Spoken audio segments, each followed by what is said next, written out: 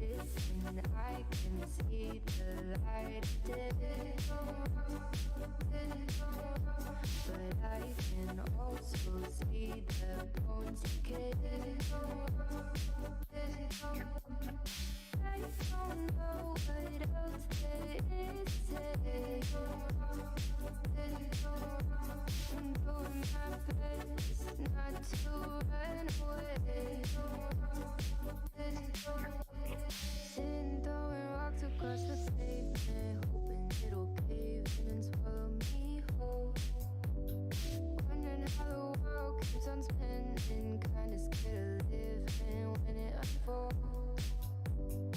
Hard to see the light when everything is dying, waiting for the clear. Thankful I'm alive, but terrified of dying. But hey, I'm still here. Is it that sometimes I like it when I lose control? There's something in it that's so beautiful. Listen, I can see the light, but I can also see the bones decay. I don't know what else there is to say. I'm doing my best not to run away.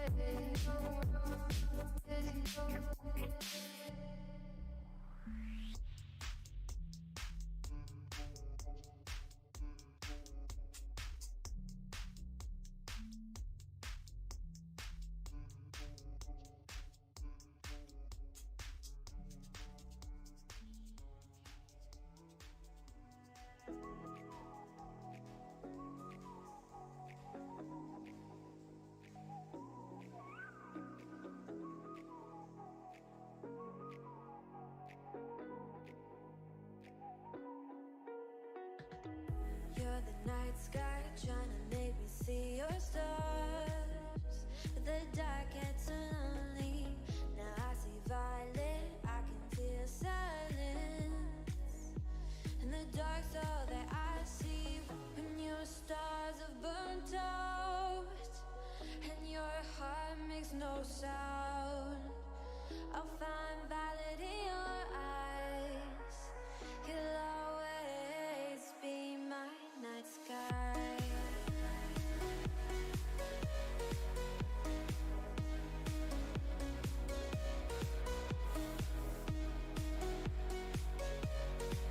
You'll always be my night sky.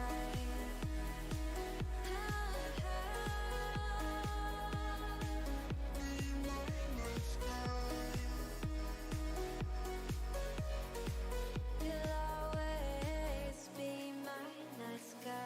You're the night sky hiding behind dark gray clouds. I can't forget.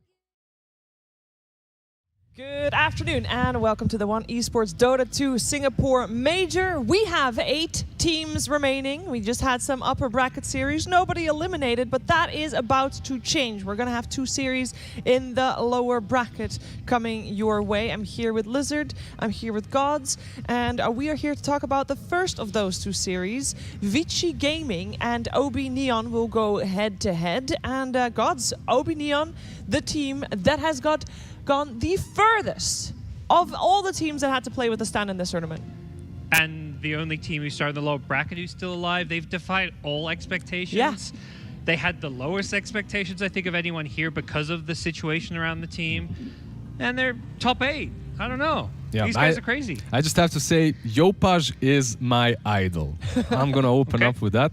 It has some deeper connotations in the SCA scene as well. Maybe chats, if we have some people from around there, will like it. But Neon, obviously they're the only ones remaining from the SCA, right? And because of that, I have to say I'm a little bit biased, but biased towards good Dotes. I think we'll see two regions, two different styles of gameplay completely. Yeah, because the top 8, we have still got one team of every region in, apart from China. There's 3 teams still left in the pool, left in the top 8 from China, and one of them is in the lower bracket. Well, 2 of them are in the lower bracket now, but one of them is playing today in the lower bracket. We, of course, saw IG getting knocked down by EG at the start of this day. And the winner of this particular series, the winner of Vici versus Ob.Neon, will get the honor and the pleasure of facing Team Secret in the lower bracket. A lot of exciting things to come.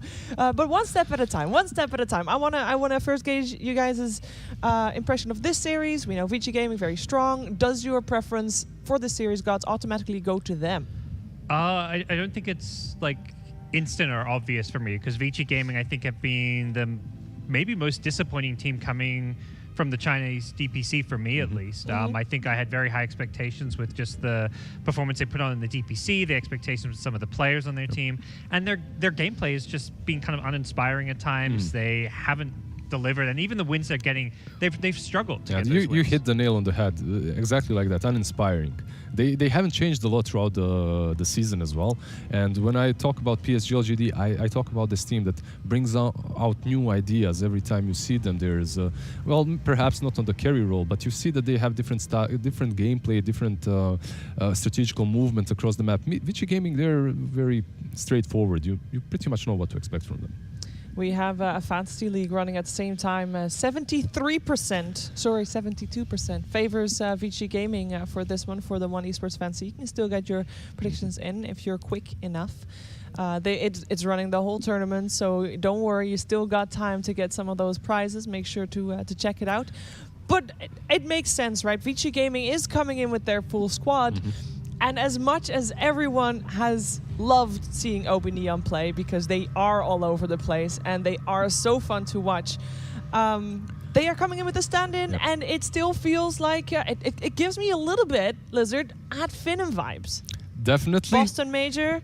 Yeah, just to touch upon the numbers a little bit. Yeah. Secret 91%. So these 73 numbers, you know, like we don't deal with that here. Throw it out. Anything can happen. But they're definitely making those vibes. They have their own style, which you have to respect. And their own style is chaos. Like you can't really predict how they're playing. Reminding me a little bit of Liquid as well in the group stage. If Liquid could actually, like every other EU team, but Secret find their own foothold and start playing properly. They don't have a carry, right? Same like Mickey sometimes. Skem's like trying to, figure out how this thing works again. He's playing like Nature's Prophet and stuff. Like we're seeing a really owning. We're seeing some very creative hero pools and drafts coming out for them because of the fact they're switching player roles and having all these stand-ins. And extra credit to Skem as well, captaining from that role. Don't know how he does it, but he's made it to the top 8 here at this major, and I'm very curious to see the win rates comparison between these two teams in terms of game length, because so far Ob.Neon, they've done really well really early on in the game, and if the game goes a little later, Vici Gaming, I guess they're one of the few teams in China that is still systematically playing the calculated style of Dota. Is that fair to say, that late game will come out to play? Oh, 100%. The team fight Dota, right? That's team fight with one super hard carry that they play around. Like even in the season, you could see something like a Medusa, not necessarily only from Vici Gaming, from Chinese teams, but popular in SCA as well. We'll see what Ob.Neon has in store for those early game finishes, at least if they're planning to do that. Yeah, very rarely will you go into a game and see Vici Gaming be the one trying to set the tempo and really control the game. They're looking to sit back, let their opponents do whatever they want to do, and then fight around big ulti cooldowns usually. And that's going to give Neon complete freedom to do whatever they want, really. So let's talk about the road they have done so far. Ob.Neon, they almost were eliminated in the groups. Day 1 was abysmal for them. Day 2, they had to change their stand-in for a different stand-in, Lizard. But they still made it out. Yep, for a different stand-in, you don't even know where every single one of these players is going to be on the map, like what position they're taking. That's right now looking very comfortable on the offlane, playing that Prophet. Like it suits his nickname, but overall, yeah, they look much stronger with the second stand-in than they did with the first one. Yeah, they only had one win on day one. I think some of the matchups on day two were a little bit easier for them too. Just matchup-wise, they playstyle matched up better, and it was some of what ended up being some of the weaker teams of the tournament. So. Do you think it helped? Natsumi, the player that's not here, the player that unfortunately had to stay home, he was the carry for Ob.Neon, and he only got added like in November last year or something, so only a couple of months. The rest of the squad had been together for quite a while before then. Do you think it helps that they already just integrated a new carry and now they had to do it again, or like not a carry role but still a core role? Do you think maybe some advantages there? Yeah, I'd say, I mean, often I think teams are very successful when they have that like core group of like 3, sometimes 4, but sometimes it's just 3, even 2 players who stick together, and then you tweak 1 or 2 things. Especially if you consider that Scam used to be a carry, and then he transitioned into this captaining position 4 role. So when Natsumi came in, I'm certain that Scam had a lot of input. He had to talk to him, maybe refreshing his own carry potential there, which is definitely showing here. And if we're talking about Vici Gaming, they opened up in the upper bracket. They did okay in the group stages. Went to the upper bracket, had the unfortunate circumstance to face their fellow countryman IG. They got knocked down, but yesterday we saw them on Stage Gods. They were able to make it look very easy against Team Liquid. Yeah, that was a series where I thought, Liquid, as bad as they'd been in the wild cards and group stages, I mean, they made it through, they scraped it through. I thought Liquid came in as slight favorites because, they're just this team that performs well on the big stage. But Vici showed much more solid Dota, and it didn't seem like Liquid had a clear game plan for them. And I think Vici Gaming's style of having that team fight plus carry we mentioned, Liquid didn't match up against it. I think Neon are not going to fall into the same trap, though. So. Neon doesn't need a carry, apparently. Easy. Yeah, but Vici played a lot better, like you're saying. Yeah. A lot better than what they did against IG as well, maybe a bit thrown off guard. I'm curious also to see if there's any influence from the games we've seen today. Very often, especially teams in the upper bracket, everybody will look towards those teams and like, okay, what are they playing? How are they winning these games? And we saw from EG, we saw some Alchemists coming out, worked out as well for Team Secret one of the games. Are we going to see that? I can predict that Bane will not be picked. Wow, wild prediction from Lizard coming out. I'll put my money on that. It didn't look that great, played by Secret. Yeah, we might see the Alchemist. Not necessarily the most popular pick in SEA. Overall, in the SEA region, Alchemist was such a flop during the DPC league because teams tried to copy it, but it looked like they didn't really go through games. They would pick Alchemist offlane and still build it like Battle Fury, Radiance, and the hero would be just completely useless. Out of all these heroes that we see in our screen, the middle pack, there are very few carries. There's no carries in there in terms of overlap. We talked about Ob.Neon, basically don't really play carry. Is that the reason, or are there just different styles at play here? A little bit of different style, but also can't have a carry in the middle if you don't have a carry at all, right? Yeah. The only carry even on Neon's side I think was a Wraith King. I didn't see a single other carry in there, whereas Vici Gaming had the Monkey King, they had the Troll Warlord, so the Juggernaut as well. Exactly. They play all the traditional carries you'd kind of expect them to play. Speaking of expectations, you can research a lot of Ob.Neon and of Vici Gaming. Both have played a lot of games. What is the main lesson that Vici can learn from Ob.Neon's games? I think those are a little bit the more crazy ones, and you really kind of have to realize how are they winning these games? How did they win the series against Fnatic? Was Fnatic just bad, or what is the secret sauce of Ob.Neon? Yeah, you have to dig deep, really. And one thing that I could see similar between SEA teams and Chinese teams, like between Neon, let's say, and PSG LGD, is the fact that they both tried this Nature's Prophet on the safe lane. So maybe that's something that Vici Gaming might look to ban out, maybe pick for themselves. Yeah. Some of these things. Death Prophet as well, highly contested. Yeah, well, we're gonna see if Death Prophet even makes it through in the banning phase. But before we get to the draft and all that, we first have to get the players on stage. So let's get ready for some Ob.Neon and Vici Gaming on stage.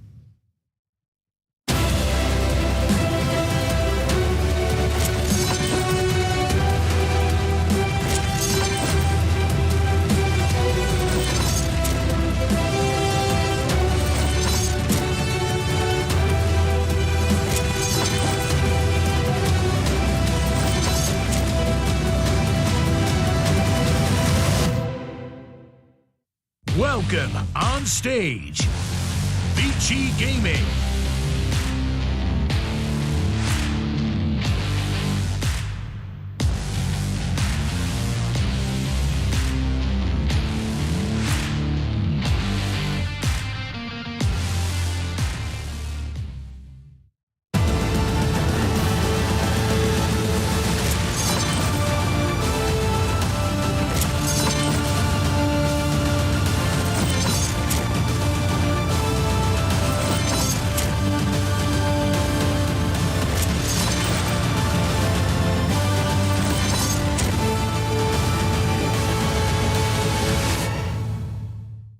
Welcome on stage, Ob.Neon.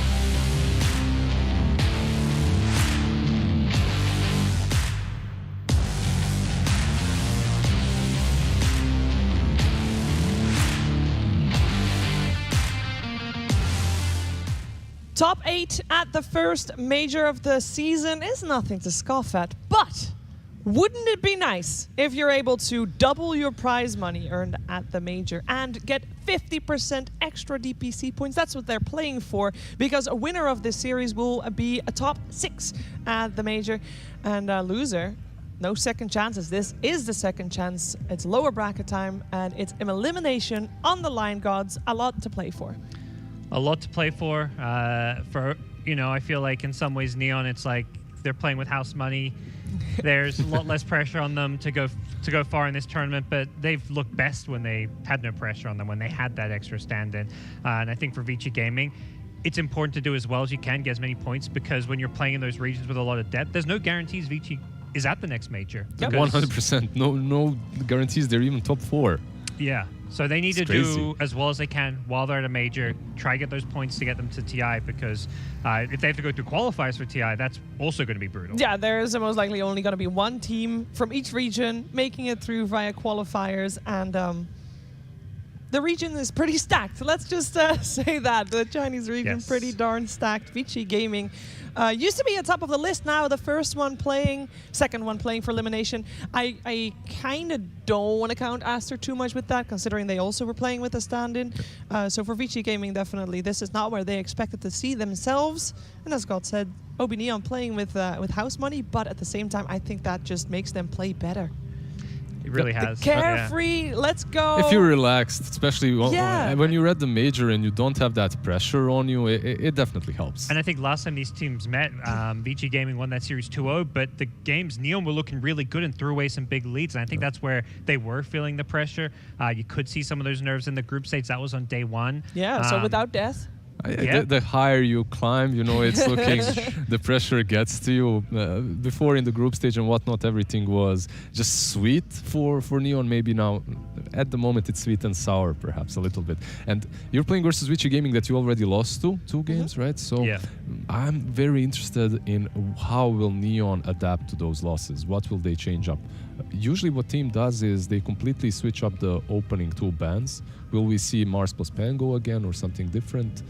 I don't necessarily think that the drafts were the biggest issue for Neon. It's mostly the execution and the way they played.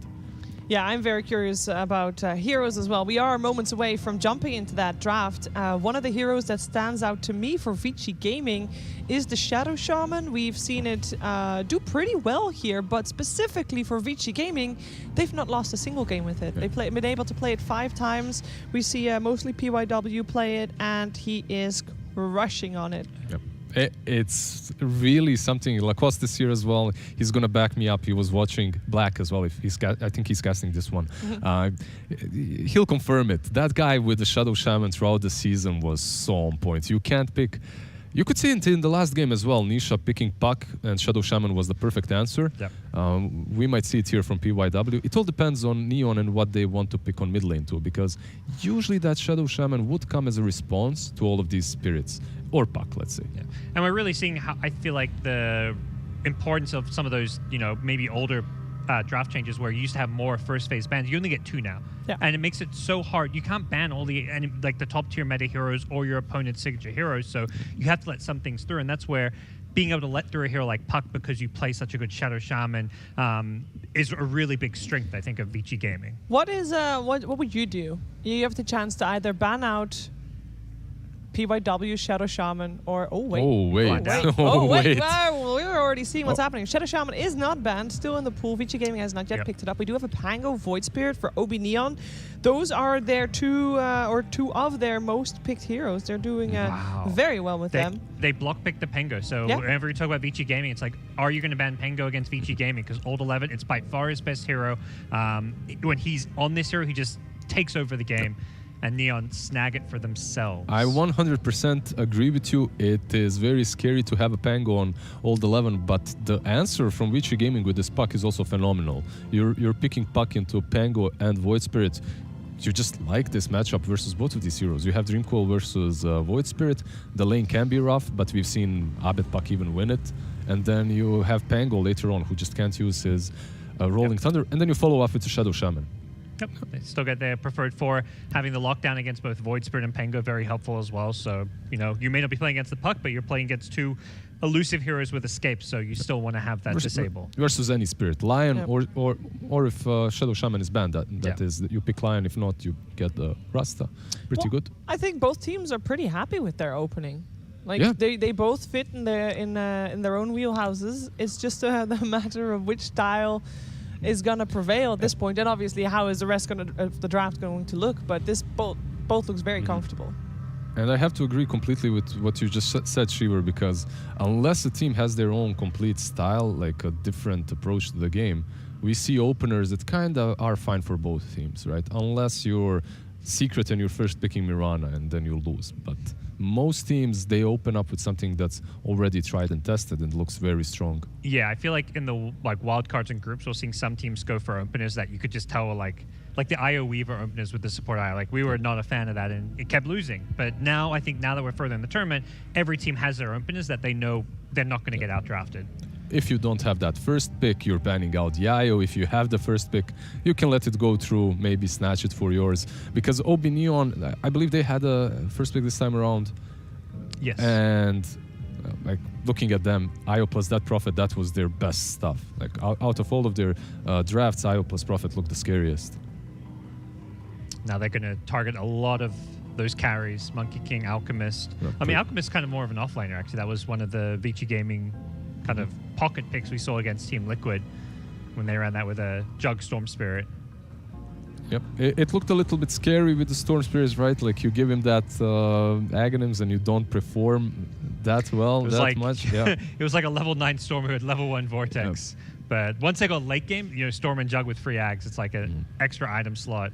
This morning as well, power spike. With, what was it, Void Spirit as well? Getting it versus EG didn't look that great. Honestly, I've not been a big fan of the offline Alchemist overall. I think it's been very situational, and you have to have the good axe heroes. It's the most brainless strategy for an offlaner ever. You're just farming and giving items around, and okay, guys, if you play well, we win. I think also Vici Gaming winning with it yesterday gives a little bit of a colored image of the hero, because Old 11 did great, but Juggernaut would have been a lot more farm if Old 11 didn't take up all the jungle creeps, and also they were playing against Liquid, which left them a little bit more space to farm, I felt, compared to some of the other opponents they will see. Look at the bans from Vici Gaming. Like, okay, Nature's Prophet because they play it on carry on Neon, right? Yeah. But TA even, because you're playing Puck mid lane, you don't want to be facing up against TA and some position 4 or 3 Void Spirit. And they know Ob.Neon's a team that's going to potentially throw those kind of curveballs. Like they want to maybe play around the star power of Yopaj. He is, I was talking about the SA mid laners, but yesterday about Abe, who left the region playing against Moon, who's kind of considered the best mid in SEA for a while. Yopaj is saying, I've got a claim for that title too. Yeah, we saw him play. Ooh, a new hero. Saw him play TA against Thunder Predator earlier in the groups, and it was looking very good. Ogre Manjai. A big boy. Yeah. On the side of Ob.Neon. Wow. Interesting. Haven't seen it At all. quite a lot at all. This yeah, is the recently. first of the tournament. Will Vici Gaming just go all out with a Bloodseeker and then just make the like everything to ban? You don't need to. I don't that's need to, overkill. yeah. I know. You could pick it, but we've seen it in that first game, like something with an ATOS. You also have double rupture. Like it actually wouldn't be that bad. The only question is, I mean, it wouldn't be that bad. Let's put it that way. I'd rather see them get something like to synergize with the Inkswell initiation, or even the Grimstroke Ultimate. Sand King that we've seen from them on all the 11s sometimes, right? Possible. They go with the jug straight up. Okay. They want to secure their carry, and I guess leave the puck a little bit open. It could go into that off lane, although not that likely, I would say. Ori is just such a classic puck player. Yeah. And you talked about synergy with the Inkswell. You do have jug, right? It's very, very strong in that laning stage because you can't really lane against that very well. They do have a Pango who's very mobile with Swashbuckle. You can always escape, but Lesh coming out for Ob.Neon has been a scam hero most recently. Yeah, they've been picking quite a bit of Lesh this tournament. I know at least day one on group stage, I saw them picking it a few times, running it in different lanes, different roles, but I do like it a lot on Schem. Interesting they pick it after the Jugger hero that, usually with the built-in magic immunity, you're not too afraid of a Lesh. And Omni Slash as well. If Lesh runs at you, well, you're going to turn an Omni Slash in. Swift Slash, Omni Slash, Spin, you just have so many ways of getting away from all that damage. And it's not a hero that benefits from Augur, really, right? Yeah. Like you want something... Who's the Bloodlust yeah, hero? exactly. That's what I was expecting. Later on, you want a hero that benefits from Bloodlust. Here, they truly don't have anything like that. You do have setup in the lane, I guess, for the Split Earth with the stun into Split Earth, but even that stun isn't that great. Yeah. Sounds like you're not a big fan of the Lesh pick either. No, I mean, not necessarily with the Ogre. I've seen Lesh work for Ob.Neon, but right here, it's meh. It's kind of like the semi-carries they like to run, and it means if they don't have that hard carry, they have a hero that can take towers. You've got the Edict. I think that's why they played really well around Death Prophet as well, because if they're not going to pick that hard carry, you still need a way to push the tempo, take towers, take map control. And this is pretty much the hero because of who they have all these 30-minute mark victories, right? The graph, those early wins, it's Lesh and Death Prophet. Yeah. They like to run this very active kind of a lineup. It could also be the offlane Lesh, right? Like you could mix things up, put offlane Lesh with Pango, mid lane Void Spirit and Ogre plus some carry on the safe lane. Even Still Lycan open. gets banned. They are really worried about that kind of fast tempo pushing coming out. Is there still something in the pool? I mean, Prophet, Beastmaster all removed. I guess Enigma of all heroes with a Necro 3 build is the only one left. Yeah, and I think that kind of limits their ability to scale a bit. Like Yeah. the Slardar and Lycan give you just a bit more just damage output, physical damage output. Enigmas that I don't think they want that big long cooldown No. ultimate per se. They'll end up going with the Medusa, some late game insurance Alright. policy coming out there. There's a Bloodlust target. Yep, definitely a Alright. Bloodlust target. And now it's all about that triangle. How good is this team at defending the Medusa and her farm? Some cool stats from the SCA region are that Medusa, in hands of any team, even the ones that got relegated to Division 2, to the lower division, would win against top-tier teams. Okay. One of the reasons why TNC wasn't even in the wild card is because they lost to Execration, who was relegated 0-2 to a Medusa pick, two Medusa games. But usually when you see a Medusa, you also expect some sort of a stable team fight. Phoenix, Mars, something like that. They don't really have it. Yeah, so far, Ob.Neon has played Medusa once this tournament against Aster and did not go the way they wanted it to, unfortunately for them.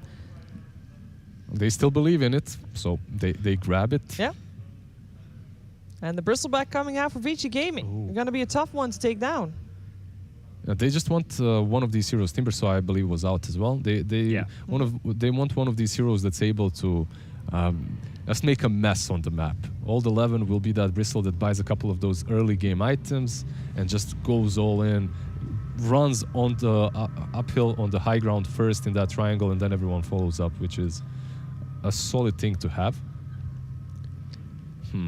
Ob.Neon look like they've got this very scrappy draft that's going to want... Yeah, they've got the Medusa, but those other 4 heroes, they're going to want to fight. They're going to want to constantly brawl, run a Vici Gaming, and make space for that Medusa to farm. And I like that. I think that fits their style.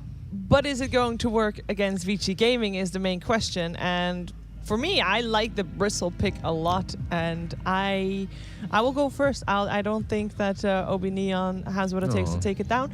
Would love to be proven wrong, though, because that means we got a hell of a fun game ahead of us. But Lizard and Gods, my experts, I trust your opinion more than mine regarding I'm just this. waiting for production to see if they're going to put anything under my name. No. I want you to be your own man. Nothing make happening. your own decisions. This time around, nothing's happening. Okay, I like SCA's draft.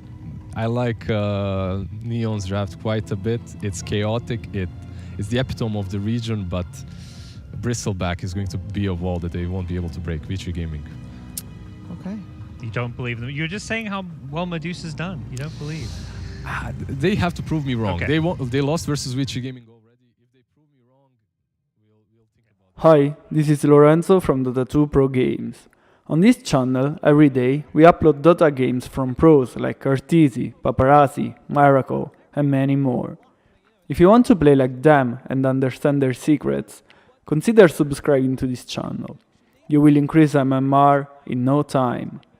Also, liking this video is free and will help me bring you more and more content. Enjoy the game. Thanks. Kills this game, just roll over them, get lots of runes. So when the game starts slowing down, it's bad news for Ob.Neon. Potentially. I mean, they have Medusa, but I think they do want a fast-paced early game with the other heroes. Okay, well, let's find out if they can get that. It is time to head to our commentary team for the first game of this series. Is B-Cup and Black. Thank you very much. Coming into this game, Vici, Neon, Black. It's like watching your kids grow up. We were covering both these regions, and now they get to show us everything. Yeah. In an elimination series. One kid left, my friend. Natsumi could not make it. He went to another school. He left all his friends behind. Feels bad, man. But now they have a stand-in, and they still got to top 8. So they're doing wonderfully here for themselves. I'm pretty excited to see what they have to show against Vici, who, of course, are the favorites. But Neon, they are looking pretty damn good themselves. Yeah, they look good during the DPC season, and now, of course, going through the hardships of stand-in city. They have to really pick it up here. And it's going to be a tough one, but they've shown some promise. So I'm really excited. Like, I want to see what they bring to the table on this one. But you're up against some comfort picks of Vici. The Shaman, the Puck, the Jug. Like, that just feels like Vici's got everything that they're comfortable with. I mean, what can we say? Everyone gangster until Naya, Taya, Nada. There's nothing you can do. PYW on that hero? I don't know if he's lost the game yet. On this, on the playoffs with him. I don't believe he did. And during the season, it felt like he was never losing with this hero because Shadow Shaman was very popular in the Chinese region, and that hero was cleaning up. It was quite disgusting. Yeah, he's super popular in the Chinese region, especially. In SEA, not so much. And we really just see a lot of Chinese teams pick it up. Even in the playoffs here, a lot of other regions don't really care too much about it. But whenever they pick it or another Chinese team picks it, they're doing very well with it. Yeah, there seems to be a lot of priority in the Shadow Shaman in the Chinese region. One guy that I know loved this hero, he's not in the DPC right now, is James. Used to play for CDC, and that was like one of those guys who put on clinics every time he played Shadow Shaman. And it just really kind of extended from there. Like, I was watching him play it, and then now you've got guys on every single team in the Chinese region just picking up this hero, and really the 4 is using Shadow Shaman basically to its full potential every single time. Yeah, it's definitely a very strong hero, but Neon has good tools to deal with it. They have the Void Spirit to get on top of him, the Pangolier as well. Even the Stone Gaze is not very easy to handle for the Shadow Shaman because you can't really shackle anyone. DY here in a little bit of trouble. One Spirit Earth could spill his death here. Yeah, DY getting stunned up and just now TP trying out. to TP after the stuns. Ooh, just skirting out of there. Close enough. Good Aether Remnant. First blood there for Yopaj. Solo kill onto Ori. That's a big one to get in a matchup that, to me, feels 50-50, but how does it feel to you? It's definitely a little bit Void Spirit favored in the lane, but you should never be able to kill a Puck solo, especially when you're like on relatively high health yourself still. It wasn't like it was a close scenario or anything. So Yopaj showing here again why he's, you know, he's a very interesting player. Sometimes he just goes super ham, other times he's a little bit cold, but this game he's off to a great start. Yeah, Yopaj really interested me back a little while ago when I got to catch him play Earth Spirit mid, and he really destroyed. Ever since then, I've just been keeping an eye on him, and he impressed me in the league. He's impressed me here. It's really just been exciting to watch him throughout the event and the season. Yeah, he has his own like little play style as well as hero pool, and you know sometimes it works out really well. As we said, other times he's struggling quite a bit. We'll have to see what he can make happen here once he reaches level 6. I've got high hopes for him as well, especially with the first blood coming in. Yeah, that first blood could prove to be massive, especially in that matchup, and what comes afterwards. Get to that 6 quickly, rotate, maybe top, maybe bottom, find your, your shots, and really start to potentially snowball with this hero. The side lane should also be going pretty well for Neon here. Dusa against Bristleback is pretty simple for Dusa. You're going to have this magic wand and mana shield. You can't really ever die. And then Leshrac is pressuring Juggernaut quite a bit here. How do you feel about this Lesh pick? It's not a hero that's been all too popular, but showing its face in this matchup in an off-lane situation.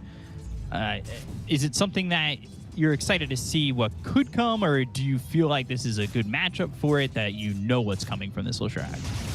I mean, I personally love Leshrac. I always did. Like, the Diabolic Edict just gives you too much pushing potential. Like, they don't really have any way to pressure towers, but this Leshrac alone makes it so they will have a very easy time taking tier 1 and even tier 2 towers in the mid game. It definitely seems like this could be 4 heroes that put some pressure on your towers, put some pressure on the map, open it up for Medusa. So it'd be interesting to see how this goes for Vici and how they can work with that as they lose ult 11. And that is a kill for the Medusa that we were talking about. Needs some time to get some farm, but already getting kills here on Bristle. And that's uncharacteristic of ult 11 to really be dropping in his lane. He's proven to be pretty consistent inside his laning phase. Yeah, but of course, playing a melee hero against Medusa is always a little bit tricky. Sometimes if you take that last bounce of the Mystic Snake, suddenly it's like 300 burst damage in your face. Something you don't necessarily expect, because Medusa hasn't picked that much anymore, you know. So I don't think they're like super comfortable playing against it or laning against it. Have to be a bit careful here. Old 11 might be in trouble again. Already taking a lot of damage. Hex comes out onto the Medusa. They're chasing Old 11, who gets hit by that Mystic Snake once again. But they're chasing. They're trying to catch up to this Bristle and get a kill. And it looks like Johnny might make that a possibility. Just getting away here, as it's just a lot of harassment onto Old 11. I don't think he feels too comfortable at the moment. Yeah, Bristleback though, it's always easily possible to catch back up in neutral camps, maybe even ancient stacks. Like cool sprays are just perfect, a perfect catch-up tool.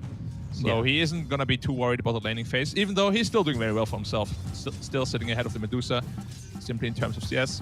So it's not all bad for him. We'll have to see how he does going forward. He's got that bottle. That was a popular thing in the Chinese region during the TPC League, was picking up that off-lane bottle. Yeah, there's the Aether Remnant, but the Dream Core comes out onto the Void Spirit. Yopaj might have bitten off more than he can chew, as they've got 3 heroes here for Vici. There's the Shackles. There's the kill for Ori. And yeah, he bit up too much, and he's going to fall over mid. Gives it back what he got earlier. Yeah, huge rotation here. Under the Ink Swirl as well as the Shadow Shaman Shackle. There's just too much disable coming out. And they do take him down. Punishes over aggression. Very well done here by Vici, because the Puck is really the guy that will make all the plays happen for your team. So you need to make sure you enable him, and they're doing a very good job at doing so. Now, that's the aggression that we expect from Yopaj, but when you've got instant rotations coming out from PYW as well as DY, it's tough. 3v1, that's not a matchup you want to be in, no matter who you are. And now Yopaj, he gives it right back to Ori. This is definitely one of Ori's better heroes. And again, he's jumping forward, looking to make some aggressive moves here onto Ori. Is it a bit too early for this? Because he could get caught out again. I know they don't have Dream Coil at the moment, but time that wrong one more time, or Shadow Shaman's there, and you might just die back to back. Yeah, you have to be really careful here. As soon as that coil is off cooldown again, the hardest counter to Void Spirit in the game, pretty much.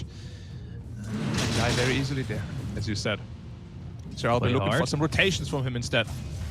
Maybe to the top lane, maybe to the bot lane. Lots of good targets for him all around. You see PYW staying over here. 3 middle, coil up. They're going to bring 3 middle once again. Inkswell coming through. They've got the silence, and they should be able to lock down Yopaj. Another silence onto this Void Spirit, getting away with a little bit of health. No, they've got the shackle, and they'll get the kill again. Yopaj getting taken out, and Vici, you can just see the communication coming in. We're going mid. We've got Dream Coil right as it comes up. Boom, TP's in. Let's go. Yeah, they're doing 2 things with that also. They're denying the space maker, or rather the pace setter of Neon having a good game, and they're enabling their own. So they're basically it's just a perfect play for them. Like, there's nothing better they can possibly do. Every time that coil is off cooldown, he has to be so careful in his Void Spirit. A lot of damage on a Playhard who's just trying to contest there on that rune. But the rune ends up top. Yopaj picks it up, and he refills that bottom. Yep, and he's on his way top now. He's had enough of getting coiled and getting killed, so instead he wants to put the pain onto the Grimstoke, which he's going to be seeing here. Yeah, DY getting caught out, and they've got the Aether Remnant Swashbuckle in, and another kill there for Yopaj. Resonant Pulse is what does it, and DY just getting caught out a little bit. Rotation comes from picking up that rune. Maybe to be expected, but if you're losing your 5 in a rotation like that, I think you're not too upset about it. You're not too upset, but and then we see this Edict here killing the tower at minute 8. Like, it's so uncommon to see that the safe lane tower dies so fast to a single offline hero, but we spoke about the potential of the Leshrac. Yeah. With that high level Edict, towers just melt. Like, one Edict literally just takes the tower from 100% to 0 if it takes the 100% of the damage. So that really puts Vici now in a little bit of a bad spot, because you've got Medusa who's comfortable just farming around. You've got Jug who's lost his tower, his lane, and he's got to figure something else out. There's a plan B that's got to be made for Vici, and where does that stem? Do these 4 heroes have to make just a bunch of space now for Poyoyo? It will all come down to the rotations of Ori here. Like, he will have to be the one making plays happen, and he is also rotating bottom just to be able to get the tower down as well, open up the map a little bit for their Juggernaut. Just making sure that they pressure the enemy. They don't give him complete free farm here. Yeah, they're going to take the tier 1 themselves, fortified by the Radiant, but once that goes down, that's gone, and Death just trying to put on as much pressure as he can over top. This is just the power of the Leshrac, and they really need to find a way to stop this. Shaman just taking his level 6. Now the pushing power increased tremendously as well for the VG side. Whenever you drop those Shaman wards down to the tower, there's a lot of damage coming out from there. Now we'll see if they can move around with those certain wards. They do have a lot to work with right now. They've got the Dream Coil available, Omni-Slash if Jug does choose to get involved, which I'm not too sure Poyoyo will look to get involved too early on, as he's just trying to figure out his farm. As he's not even with the Medusa, but not terribly far back. You just got to make sure that you just don't drop too far behind. And honestly, I'd like to see Vici try and stop this Medusa from just having all this open space, but Neon are doing a perfect job of making sure that Medusa does have this space. Yeah, you can just see the movement of the other 4 heroes. They are perfectly protecting the triangle and the opposite side of where Medusa really wants to farm. So Medusa doesn't really feel scared at all, but he's a little bit isolated there, so he has to be careful when all of his teammates are on mid lane. He could get caught out quite easily there. A lot of stacks coming out from VG here.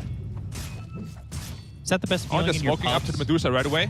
He has to be careful. One coil could kill him. There's still T1 tower for some quick responses, but okay, just retreating back to his triangle, staying safe. Good call by the Medusa. Yeah, very aware of just the sense of where Vici are. That's perfectly played, and yeah, Poyoyo is going to take these stacks, going for that Battle Fury first. We've seen it time and time again with him on this jug, certainly throughout the season and throughout this event. You know, we've seen Poyoyo and his strengths with this Juggernaut. Yeah, so the thing is, people might think, you know, Medusa, wow, it's the hardest carry in this game. But no, once Juggernaut reaches 5 or 6 items, Medusa will die in a single Omni Slash. Like, Juggernaut is an anti-core hero, and he just deals way too much damage to handle, even for a hero like Medusa. And if you find yourself potentially Silence unable to get that ult off, you can get shackled from such a distance away. They look over at ult 11. Can they get the kill into the Bristleback? They're starting to chase. They've got a 2-man Dreamco coming in, as well as the Silence on both of those track, as well as the Ogre Magi. They've got the shackle coming out for PYW. They get the kill on Jean Yuel, but they end up losing ult 11. This is not looking too great for Vici, though. They'll lose a second. PYW ends up going down to play hard. Ori doesn't jump back on that illusory orb. However, that is not the fight Vici we're looking for. Yeah, getting one support, trading it for a core and a support. Not the best for Vici, unfortunately. And there was a fight without Medusa, but also Juggernaut didn't join it either. So at least he is getting closer and closer to their Battle Fury, which will then enable him to farm on par with the Medusa. Yeah, he's really hoping that he can find this at a decent mark. And so far, I think it's a good timing where he's estimated to pick up the finishing touches to this Battle Fury. Yeah, the problem is just, will he get the space? Because right now, Vici Gaming, they're lacking quite a bit of damage, I'd say. Like, Leshrac has a hood, Pangolier is a pretty tanky hero once he's in his role, Ogre is tanky, and so is Void Spirit. It's going to be very tough for the heroes of Vici to really kill anybody in the team fight until they get some damage items up on the Puck, on the Bristol, as well as the Juggernaut. We'll have to see what Ori can do with this. Ooh, Rolling Thunder coming in, and that's going to hit onto DY, looking like he's dead to rights and will fall to play hard. This Pango is just a thorn in the side of Vici, and it's only 13 minutes in. You can see just the disruptions it's caused. It's such a struggle to play up against this Pango, especially once he gets that Blink Dagger, and he's not too far off of it.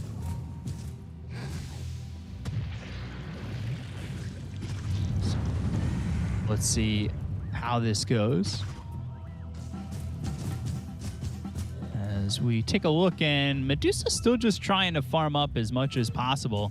Has that Sanjin Yasha going into the Scotty. We've seen nothing really stopping this Medusa at the moment. 1-0-1. It really is just the space made here for Neon. And Vici really need to find some sort of answer to slowing down this Medusa, and of course they're waiting on this Jug at the moment. Double damage pop. They're going to go after Erica, who will go immediately into the Blade Fury TP out, and there he is, getting away. Formerly known as Erica. They have no way of Vici until they get some bashes out on the Pangolier, potentially on the Void Spirit, but it's not a really common item on him until like 4th item. He's going to be having a pretty free game. Also, and just push very aggressively. There you go now. Level 3. Right, that Void Spirit. Fight is push with me. That's the most fun here on the map right now. Poyoyo has that Battle Fury now. Should be able to catch up to the Medusa, right? It's hard. Like, Medusa has this inbuilt split shot. He's always going to be flash farming. You can see it here. He's using it very well. It's going to be tough to catch up to the Medusa. I would just love for Vici to try and somewhat contest the Medusa's farm at least, because once his guard comes up, Coil. Yeah, Dreamco coming through on a play hard. They're going to look over and try and take out this Pangolier. They get the kill on a play hard easily. Nobody coming over to try and help out on the side of Neon. As I said, like, once the Skadi comes out from the Medusa, this Juggernaut will not feel very comfortable ever joining a team fight. And he's just going to be slowed up, and they won't have the damage to kill her. Also, Bristleback will feel less tanky because this region will, of course, be reduced. Medusa right now is not very strong. How much are we looking for for this Medusa? How much in terms of like time? I would say probably the most. This Death is getting chased here by Old 11. Got the Ink Swell, should be able to stun him up. They've got the Silence as well from the Phantom. Damage from the Bristol. Race. And this is a lot of damage from the Bristol, but it's taken a long time to even kill this Leshrac. Finally get a kill onto Death, but they've got the stun onto the puck. They'll look over to at least trade Ob.Neon. Need a couple more shots. He's quite tanky. Duels up into the air, and Ob.Neon does finally fall to Yopaj. However, while that's happening, bottom, they're trying to take a tier 2 tower. Yeah, lost push coming in, but they're responding swiftly. URW in trouble here. Yeah, gets caught by that Aether Remnant, gets the Hex out onto Yopaj. They're still trying to take Tower's the tower. falling, though. Focusing onto the tower, and will take it. I mean, he knows they have no way to cancel the spin TP. Very well played by VG here. They traded top lane, off lane for off lane, and they got a tier 2 tower very early into the game. And to answer your question, how much time does Medusa need? Really just that Skadi plus 1 damage item. You get a Skadi plus a Butterfly, you take this Roshan, there's a potential for just finishing the game right there. You can go high ground with those items, and potentially the Juggernaut won't be able to fight back to Medusa at that time. Yes, we'll have to see if they can get to that timing, right? Because this game is still dead even in terms of net worth. Dead even, indeed. I mean, VG is not doing a bad job. Even though Medusa is free farming, they're keeping the other core heroes quite low on net worth. And Juggernaut himself, as we have seen, is farming quite well as well. So 18 minutes into the game, you hit that 10K mark on the Medusa. Still just trying to open up space here is Neon, as they have been trying to push this tier 2 top a couple times. They haven't gotten it still, and I think I'm a little bit surprised, maybe because they've got the Leshrac. I was expecting a little bit more pushing from them, but we haven't quite seen it, and they've been pushed away a couple times. Yeah, because VG is doing a really good job at split pushing. You can see it, they're pressuring top, but they're already hitting mid tower. Potentially team fight. Setting up here, Leshrac. Ooh, be very careful. They've got the Dream Core coming in on a 2. They've got the Leshrac as well as the Void Spirit Yules up into the air as they'll use that Hex. Do they have the control to get this kill? Here comes the Medusa, and there's the old Hughes trying to get around on the PYW. They get the kill on the Shadow Shaman immediately into the Blade Fury as Boyoyo to get away. And set up to be something nice for VG. Can they get back in here and maybe turn this around? They get the kill on a Death. They'll take the Leshrac. Phase shift into the Aether Remnant, just setting it up so easy as they'll take out Ori, and it ends up being a 2-for-1. Neon coming out on top and doesn't have the full Skadi, but that's a perfect spot for Medusa to get involved and push back Vici as well as get 2 kills. Yeah, this team fight started off with a perfect coil and 2 very valuable cores, but they just don't have the damage on VG, as I said previously. They're still lacking quite a bit of items. You can see the coil here again. This is exactly what you're looking for with the coil, but the damage is just not there. And they're focusing the Leshrac rather than the Void Spirit, so he survives barely, and Medusa comes in to save the day. Ori, though, he makes a very good play. He kills the Leshrac, he just kind of doesn't jaw into his orb. I'm not sure why, but you know, sometimes there's a little bit too many buttons to press. Especially with that puck and Blade Fury right on top of the Ogre. With the Ink Swell, you've got the Phantom's Embrace, so there's the silence and they get the kill. Chopping him like the onions that I had for breakfast. Very finely diced. Ooh. Did you roll the dice? I did not roll the dice, unfortunately. You got to dice whenever I roll the dice, I and get the lowest possible. Snake eyes every time. You know, I was rolling for my mid lane, right? The guy rolled a 5, and I actually managed to roll a 1. How is it possible? It's just the lucky draw, I guess. Yeah, I guess. Did you do well, slash you know, roll just 1? Unlucky in gambling, lucky with the women. But they're setting up for a Roche here. Will they be able to get it in time? I mean, VG should definitely be able to sniff that out and potentially contest it. This isn't exactly the fastest Roche. Ob.Neon starting to step forward, but I don't know if that's the spot he wants to be in. They're already starting to chase the Bristol. He's got his back to the rest of the Radiant team and really not taking much damage overall. They've got the shack onto the Medusa for a second. We'll use that Stone Gaze, turn around on a PYW, get the kill there onto the Shadow Shaman. They turn this Bristol back to Stone. That's a big problem here for Ob.Neon. The Rolling Thunder comes in. They've got themselves the Dream Core that's going to snap out of the Ogre Magi as well as the Soul Mine. They've got themselves the Omni Source to get the kill to play hard as well as Januel. Now they're going to turn this around. They've only got 3 heroes available on the side of Neon, and they've caught themselves the Opaj. Down goes the Void Spirit. It's a triple kill here for Boyoyo, and Ob.Neon is still not dead. I mean, this guy is showing him their back, showing him their front. Doesn't die. Super well played here by VG. showing exactly why Puck and Shadow Shaman are such impactful heroes. The ward trap on the Medusa was very well placed as well. And Vici just outplaying Neon here a little bit. Now getting the Roshan. They were down 4k gold, now they're up 2k. Well played by them. And they're not on the timer at all, as I said. Like this Bristleback will scale very well into the late game. So will the Juggernaut. And it's really on Neon here to try to bring it back into their favor. Rather, like sooner rather than later. They commit so much onto the Bristleback, and then at the end of the day, they don't even kill him, and they don't really have much to show for it. This Medusa, Sanjinyasha Scotty still doesn't feel like enough. It's tough. Like they don't have great lockdown for this Puck, for this Juggernaut. You know, like they have a hard time cutting into the backlines and killing these heroes. Like Puck and Juggernaut are pretty much invincible in this game if they play their cards right, and the teamfight just showed that perfectly. They're having a hard time knocking down anyone and killing anyone. I think Shaman the only casualty on the Dire side. He shackled, and then he realized they all looked his way, and he was dead pretty quickly.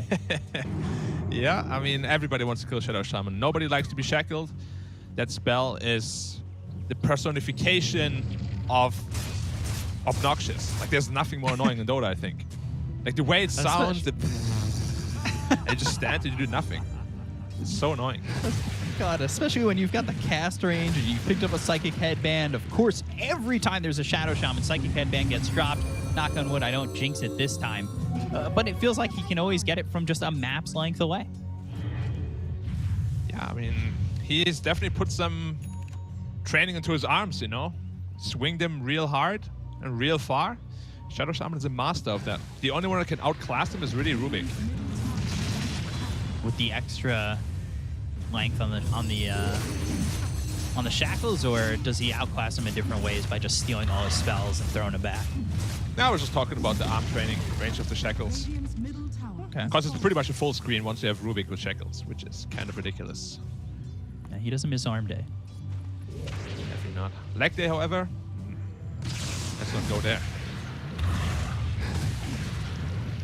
So Old 11 just trying to get that Solar Crest. They've got MKB being built here for the Medusa, so a lot of items getting close here around the map. Medusa, is the MKB the answer? It's an item. Not the biggest fan of it, but you know, it gives you damage, at least. I would have much rather liked to see a Butterfly. I feel like it would make more sense against these physical damage heroes. But the real problem Neon has here is that the other core heroes are not really having a great game other than the Medusa. Like, Medusa is not a hero that can carry this sort of game alone. Shadow Shaman is really good against you. So is Juggernaut, and so is Puck. It's going to be a tough game for Medusa to carry. We'll definitely need some backline support here. Looking at the net worth list, it's never a good sign when, yeah, Medusa's at the top. That's a good look. But the three cores come afterwards, and the margins between their counterparts is starting to extend pretty hard. Yeah, they had a very strong mid game, but not much to show here for Neon in the past 4 or 5 minutes, really. It's all been VG, and they're dominating the map right now. So that net worth lead will just steadily be growing. Only 2K right now, but look at also just the support farm. Like, DY has found himself a lot of farm. He is one component away from finishing off that Ags. Like, that's scary prospects. Scary. Yeah, like, if Medusa gets Dark Portrait, let's just create some English words here. There's going to be a lot of damage potential. If you're coiled and the Dark Portrait Medusa hits you, you are gone. There's way too much damage. Big smoke up here, invading the triangle. Neon, though, farmed it already, so they will not be caught here.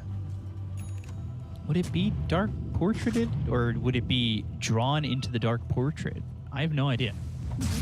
Like, how does it even happen? Like, he draws a Dark Portrait off that hero, right? So I think getting Dark Portraited sounds more suitable, maybe?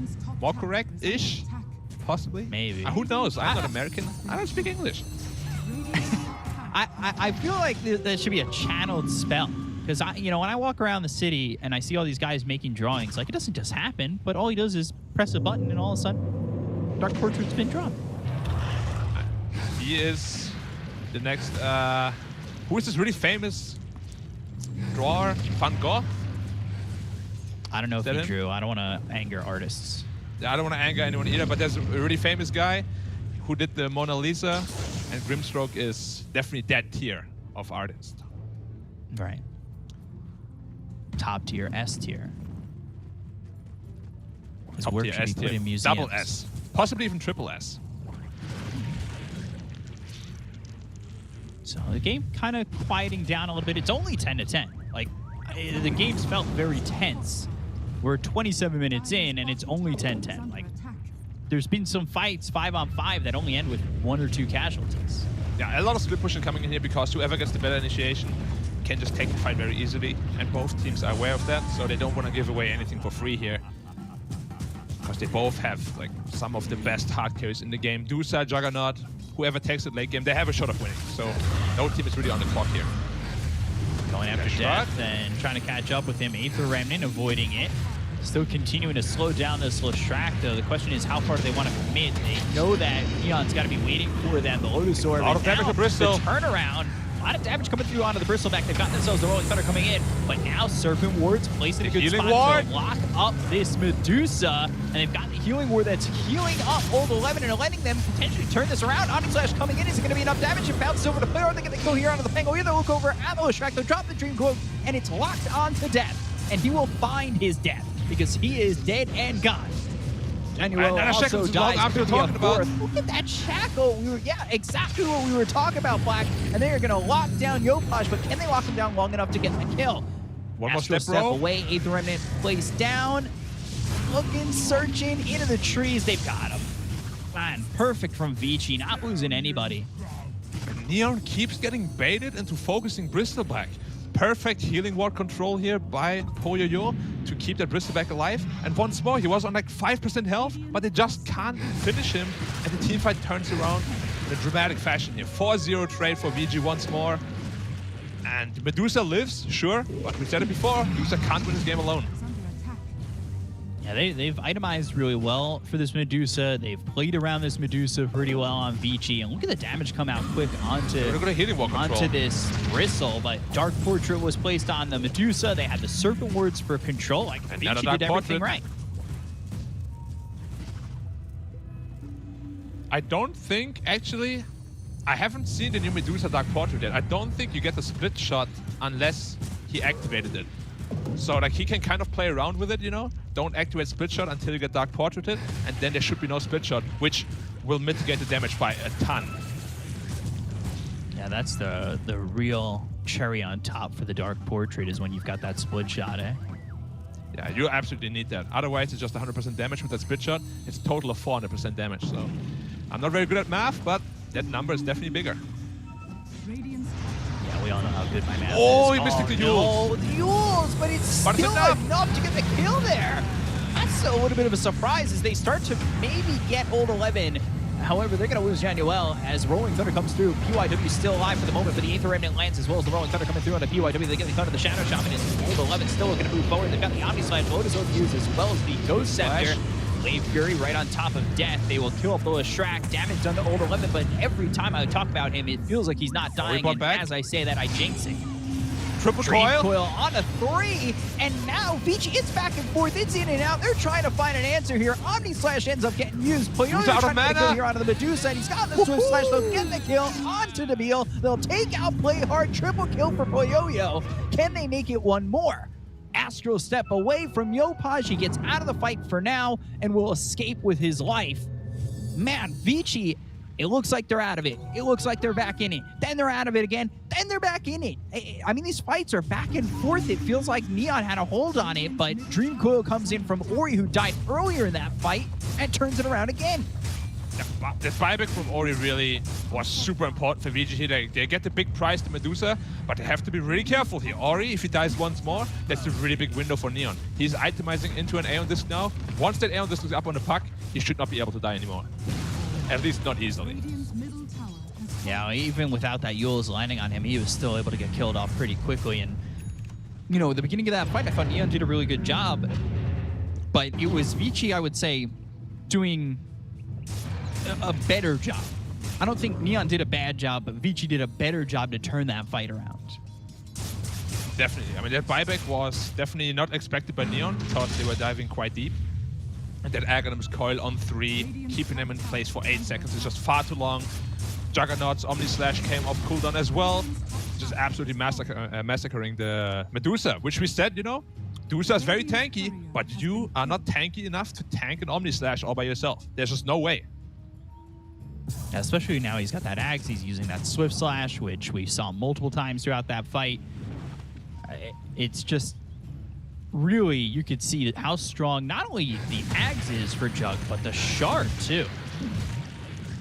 Yeah, it's one of the best combos in the game. Like, you always want to get both on Juggernaut. You get that 100 additional movement speed on the spin, and you also apply the Skadi slow on everybody. Potentially even a bash once you get that basher. And a big smoke up here. Ori ready with his Aeon Disc. They want to take the fight to them. Yeah, having that sense of confidence now on Ori, and that's confidence without a buyback, which is rare. But usually it takes an Aegis to feel that confident. But you could see that Ori's going to position himself and look to make something happen because Vici can feel it. They're stepping on the throat. They're looking to finish off this game, and whether that comes before or after this Roche is really dies up to fast. Neon. They need to react. They're still kind of just chilling. They probably want to go in as Roshan is already dead. They're not going in. Oh, Aegis picked up by Poyoyo. Ilpash was trying to make a play here. They've got the Hex, and now can they get the kill here onto the Void Spirit? They've got the Shackle. They should be able to get the kill here on Ilpash, and they'll finish him off. Now the Truco comes out onto both those Shark as well as the Ogre Magi. His Old 11's going to be on the higher ground once again. They've got the Stone Gates, but do they have the damage to get a kill onto Old 11? It's not looking likely, but as I say that, he's bounced into the air twice by Playhard, and finally they finish off Old 11. They fall back on Ilpash. Here comes the Omni Slash. It's coming all the way through. They got the kill onto Januel. They end up losing DY as well as Old 11. It's 2 heroes dead on the side of Vici, and now down goes the Beal. Blade Fury right on top of Death, and Death, I've said it before, I'll say it again, he has found his Death. Triple kill, that's like the 5th time he's got a triple kill. Yeah, and again, same scenario. Bristleback is standing there. They keep hitting him for like 10 seconds. He just doesn't care. Ultimately, he dies, sure, but they take the team fight very convincingly here again on Vici Gaming. This Juggernaut is just getting stronger and stronger, and Medusa keeps dying. You can see this fantastic initiation by PYW on the Void Spirit. And then look at the Bristleback. He's just sitting there, tanking. He soaks up so much damage. Yep.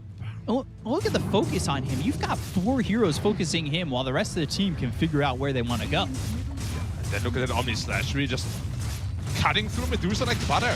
It's like so easy for him to just kill her. It really just seems so easy for Poyoyo now, and I don't know if there's any more answers from Neon, as Poyoyo's just gotten too far out of control. Yeah, where's the damage going to come from? They still have no spell, no item against Spin. They just can't take him down. Poyoyo, an absolute monster here. Level 26 already, sitting at 3.5k health. That healing water is going to heal him by like 200 health per second. Hex coming through onto the Shrek. Death in trouble. Starting to retreat on Vici. Not sure how much they want to commit on the side of Neon, though. Low on mana on Puck, low on mana on Shaman, so that retreat is very well warranted. Just, you know, you don't want to go into a team fight even though you have Aegis and Cheese with low resources. Like, there's no point to. You're not in any sort of rush. Your Juggernaut is an absolute beast. He's gonna finish his Abyssal Blade soon, and then it's lights out for Neon, I think. Yeah, I think we've talked about this in the past, especially during the season, was like, if you're in a spot where you can get eliminated, you're going to play a little bit extra safe. And I know this isn't an elimination game, but it's an elimination series, and you don't want to overstep where maybe, especially against the Medusa, give second chances. Because if you lose that first game, then you suddenly are in danger of elimination, and nobody wants that pressure on them. No, not at all. Although some people thrive under pressure, you know?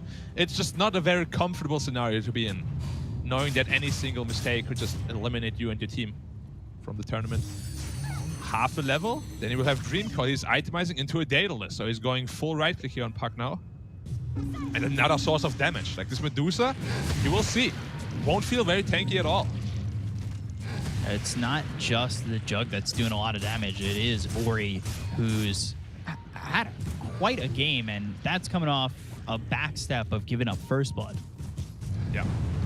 Ori is, and always has been, one of the Oh, X initiation. Ogre caught. Shackle, Easy Swoop kill. Slash coming through. There's the kill. And now the Rolling Thunder as well as the Blink Tiger. They're going to go forward onto BYW. They use the Abyss Blade coming out on a death. They've got the Soulbind that's going to lock him up over onto Playhard, so he's not going to be spinning anywhere. They've got the Serpent Ward dropped down as well as the Dream Coil coming down on 3 of these heroes. They're trying to get the kills on the side of Neon. They've already taken out BYW with BKBB pop out. No man, Medusa. Look at Old 11. He's just moving forward. They've got the kill on a death. They'll take out Yopaj. They'll look over at Playhard. They fall back onto Death. But Death, I'm not sure he's got enough here to really turn this around for Neon. They're going to chase past the tier 4s. They'll get the kill on a Playhard. That's going to be 3 dead. They do have buyback available on this Pangolier, but it is not looking likely that Neon are going to get out of this one. Hitting 1 and 30, no buyback on 2 of the heroes. Abyssal use on the Medusa, in trouble. Lotus Orb is going to be enough to save. It's not looking likely. He's already out of mana. He's already out of life, and he's not got much more to throw. He's dead for GG is right, Black. Vici take game 1 over Neon, and that is just a kick in the door and a kick in the teeth. Hi, this is Lorenzo from Dota 2 Pro Games. On this channel, every day, we upload Dota games from pros like Arteezy, Paparazzi, Miracle, and many more. If you want to play like them and understand their secrets, consider subscribing to this channel. You will increase MMR in no time. Also, liking this video is free and will help me bring you more and more content. Enjoy the game. Thanks. For sure. I mean, that looks so good from Vici. Can I get it one more time, Black? Just the GG real quick. GG! Yeah, game 1 going the way of Vici over Neon. And to break it down a little bit further for you is the panel. Take it away, guys. Break it down. Thank you, B-Cup and Black. And indeed, first game goes the way of Vici Gaming. We said this game, if it were to go the way of Ob.Neon, should be a little more action-packed, or at least should be a little bit ahead in favor of the Medusa. And that just never was the case, gods.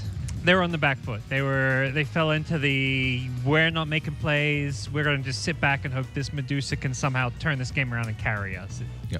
It's not the Neon way. It's not going to work. They had some problems. Old 11 was probably the biggest one. PYW as well on the Shadow Shaman, but really the Bristleback caused so many issues with just the way he was playing. You don't necessarily feel it in every single team fight, but he shows up on a lane, pushes it so far out, baits out 2 or 3 rotations, trades 1 for 1, let's say, because he's too difficult to kill. Meanwhile, on the bottom lane, Shadow Shaman and Jug are taking your tier 2, and they take it and they get out. And it happened multiple times in this game, but some combinations were really sick from Vici Gaming too, like the Dream Stroke plus Puck just jumping in, Dream Coiling.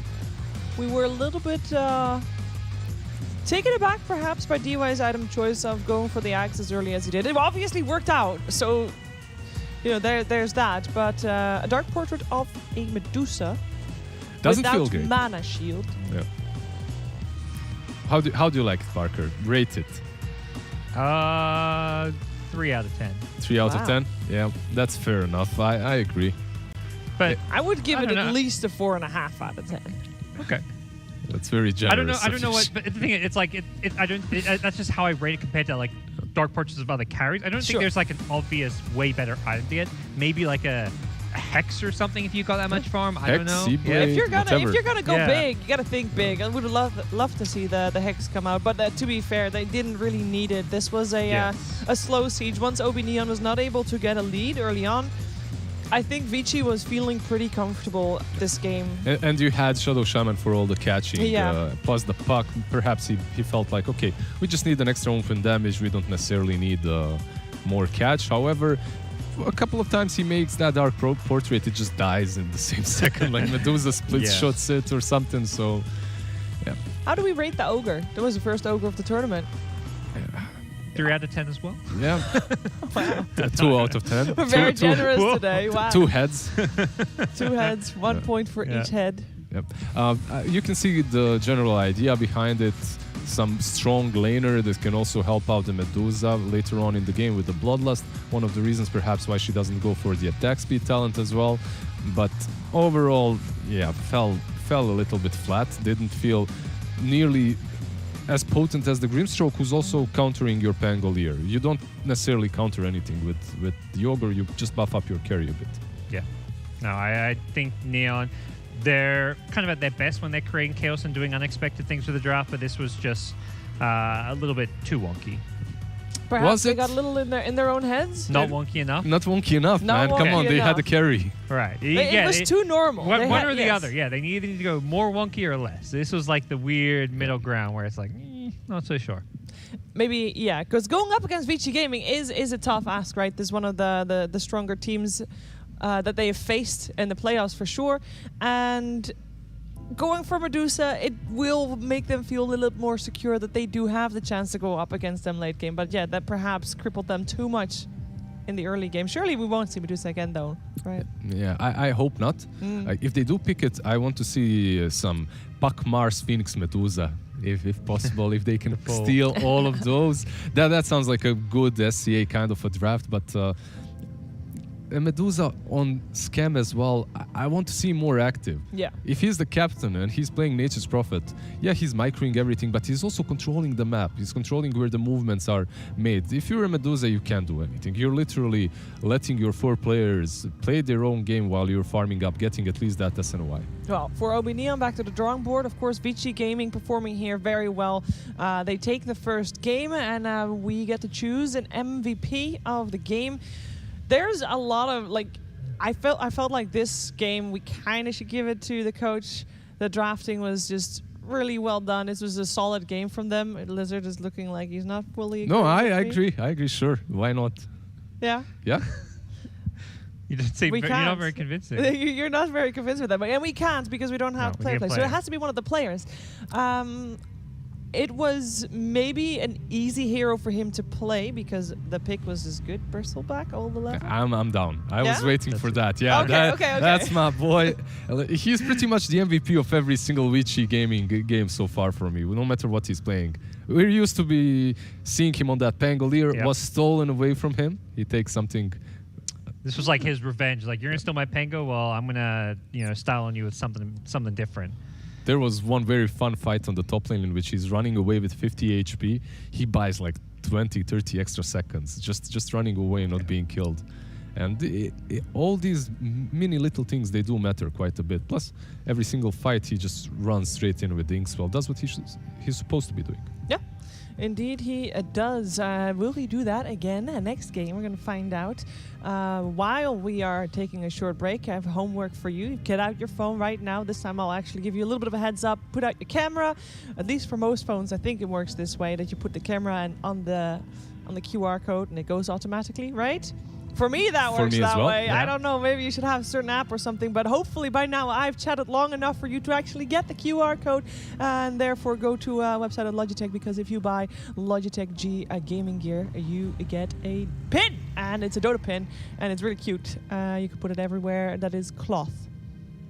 Don't think it goes through anything that's not cloth, but think backpacks, t-shirts, hoodies, all that jazz. Make sure to get yours now. You can, because you have some time to get your orders in, because we're taking a quick break, and when we're back, it is more Vici Gaming versus Ob.Neon.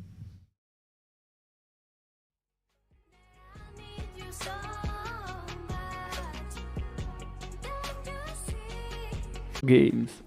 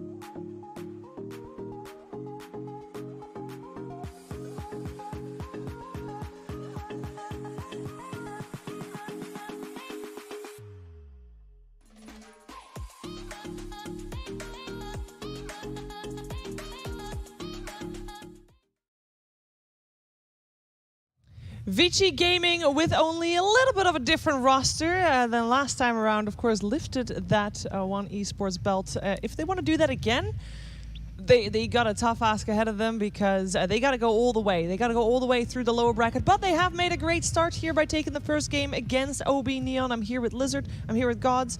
And yeah, Vici Gaming, they only changed 2 players since that time. Since, yeah, it was December 2019. Only 2. We're going to count the coach change there too, because the drafter, now Fenrir, then RTK. Yep. It's a big change. Yeah, RTK has a lot of experience as a kind of coach/captain. Fenrir, while a very experienced Dota player, has had less time in that kind of coach role. Yeah. Something I believe Black said that Fenrir for him was one of the best coaches ever. So one of those that he respects the most in the Chinese league. So yeah, interesting. ROTK, by the way, that you mentioned, you heard the story that he's on Elephant now as well. So Elephant that was filled with stars and now has a coach. Vici Gaming, they really need to win here, because you don't. You don't know if you're gonna get to the next major. Yeah, I think for Neon, they're a little bit more comfortable in terms of points, because so far, from what we've seen here, the Southeast Asian region, they can deal with that. They are looking good with the stand-in. Can only imagine that they're going to look better without a stand-in, and they already look good in the first season, and I would imagine they make the top 3 again next season round, so get some extra points there too. Vici Gaming, though, playfield is a little bit more stacked in their region, so they need these points, they need these wins, and as I said, they already are on the right track. They looked like the better team here in the first game.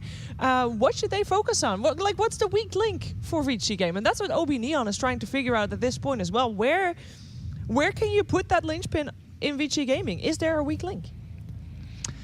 Player-wise, I don't think so. I think it's more trying to take advantage of their style of play, where they're going to, at least in the early mid-game, maybe going to sit back and let you make plays. I think that's where Neon need to kind of capitalize and strike. Like you mentioned when we were opening this panel, Vici Gaming, they're not really drawing inspiration. They're not amazing, yes, but they're very stable. Yeah. You can't really find one single weak link. They're just all very stable. Model of kind of consistency. Exactly. Yeah. And that is what counts in a tournament like this, especially going on as long, playing as many games that they have already done. Vici Gaming coming all the way from the wild cards, played more games than most teams still in the competition. The only other team left in the wild cards that is still in is PSG LGD, which is now sitting comfortably at top 3. Looking even better than Vici Gaming. Yeah, way better, obviously. They're top 3. And Vici Gaming at the moment is a quote-unquote only top 8. It's still pretty good, though, don't get me wrong. And they are definitely, as I said, on the way to perhaps becoming top 6. Let's see what they have in store for each other here for Game 2, though. Ob.Neon is going to open up with a puck, not letting it get into the hands of Vici Gaming this time around. And they ban out PIW's Shadow Shot. I love their 2 bans. I think Vici Gaming, they look the strongest when they have heavy teamfight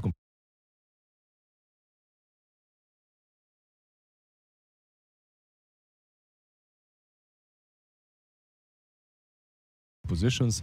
Phoenix is usually the center point together with the Mars, and Shadow Shaman just completely comfort zone for Vici Gaming. Yeah, I think this is a better position for Neon to be in the draft, because they have the first pick, so they get their hands on the puck. And they also get the Nature's Prophet. Yeah, we talked about it. This is where they've looked good. Scam not playing those hard carries, playing these tempo carries, and they know they're not going to get in the second phase, so if they want to get his Nature's Prophet, they got to get it now. And it's also very flexible. You can't really say for sure. I would bet my money that puck is on the mid lane versus the Void Spirit, right? But the Nature's Prophet, you can't be sure if it's Instant Alchemist.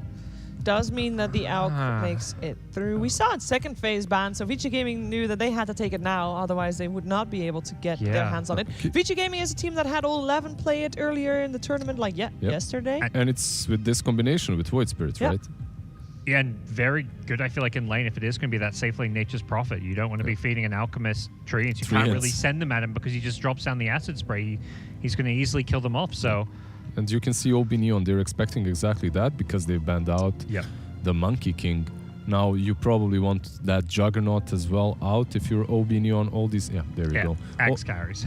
All these heroes that are good with Aghanons, really. We've seen today one Alchemist offlane with the Weaver. I don't like that much. Weaver is probably one of the worst carries that you can buy that Aghanim's for. You give him stats, sure, but the active is so bad on a carry Weaver. You want to usually save that for yourself. Time-lapse, that is. It's more like if Weaver buys an Axe, generally that would be the later stages of the game where you have the luxury to do that, or perhaps you're playing a more position 3 to 4 type of Weaver where you have to let someone else take most of the farm and you can still, save your main carry, because all of a sudden you're saving someone else rather than focusing on your own game and your own damage output. If someone else is there's focal point, if someone else on your team is the first target that they always jump, then sure. But if you're the win condition, there's no way you can save anyone else but yourself. But I don't think we have to worry about a Weaver coming out from either of these teams. It's not really their favorite. We have a Lion band coming out from Ob.Neon. Want to avoid getting some of that catch on the puck. Any more catch anyway. Shadow Shaman banned out. The only other left remaining is the Lion. We've seen it played by Kaka, the other teams as well, Aster, so they just banned out. Why is PYW going to play? So many heroes of him banned out already. Mirana still in. And Vici themselves banning a lot of 4 positions, not the ones that PYW plays as much, but... They played Earth Spirit as well. They banned it out. Luna is great with the Ags. Position 5 Luna. Position 4 or 5 Luna. Give the Ags to Luna. I mean, I wouldn't mind Maybe it. the second one. I actually think that that magic build Luna is extremely strong if you can squeeze it in the draft sometimes. I think the last time I saw it was Matu playing it, but yeah, they go with an ET. This should be your DY hero, but as well, another one of these heroes that just loves having Aghanims. If you even up on position 4. PYW has played ET one of the games, but yes, it's mostly been DY. The time where he played it, by the way, it was a Luna 5. I just want to point that out. There you go. Just get. It's wishful thinking. They go for the gyrocopter. Another one of the if you can't get the monkey. Gyrocopter is a hero that has been tried with. Keep in mind, this could be 5 as well. It could be 5, sure. Yeah, they have played it before. This is DY, Innocence, all these players in the Chinese region on position 5. They've played Luna and Gyro. But looking like it's going to be an ET Gyro lane. I think it's for sure. It's a great axe carry. I like against the Pengo because it's just a hero that at least early mid game doesn't care about the disarm as much. You can kind of zone him away with the homing missile. You've got the magic damage. Getting that Aghanims early on allows you to perhaps get a BKB or SNY, so you're a little bit tankier as well. You don't necessarily have to worry about just being blown up by one Nature's Fury plus Pango Swashbuckle. It really accelerates your farm too. I feel like we saw the other out game where they succeeded with Jug and Storm. The early Ags they weren't that strong when they got them because they're 2 heroes that really benefit late game from the Ags. Gyro, as soon as you get it, you farm faster.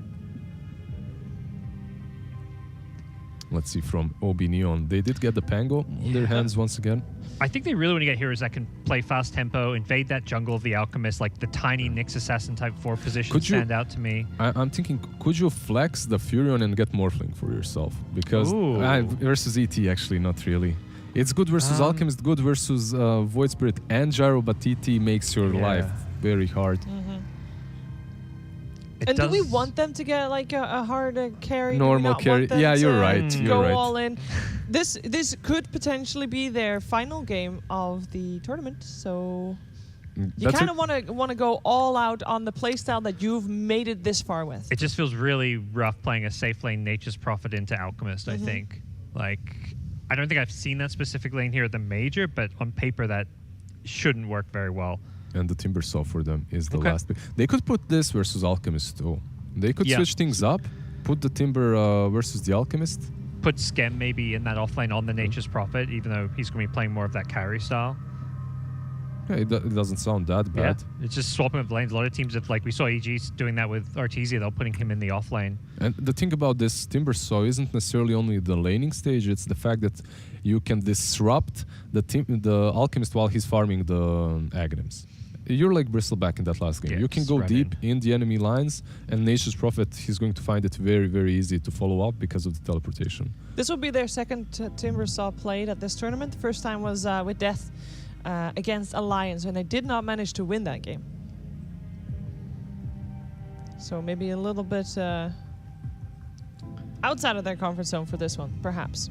Yep. You can see that they're banning out now the Pango counters and also another hero that PYW played. They just ban out that Rubik. I like the Grimstroke ban a little bit more. Rubik is like, okay, we've seen them play it, let's ban it out. But is it... It can be good versus Timber, don't get me wrong, but it's not like the counter to go for. Well, we have both cat ladies still in the pool.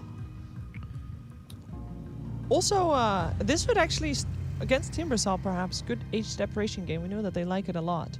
And the region as a whole likes it. But we have not really seen it that much after the first couple of days. Yeah, if they choose to put ET on position 4, yes. they can definitely go for something like that. I'm waiting for the last ban. So far, Vici Gaming expected support last pick. And we agree with that, right? That's at least what it looks like.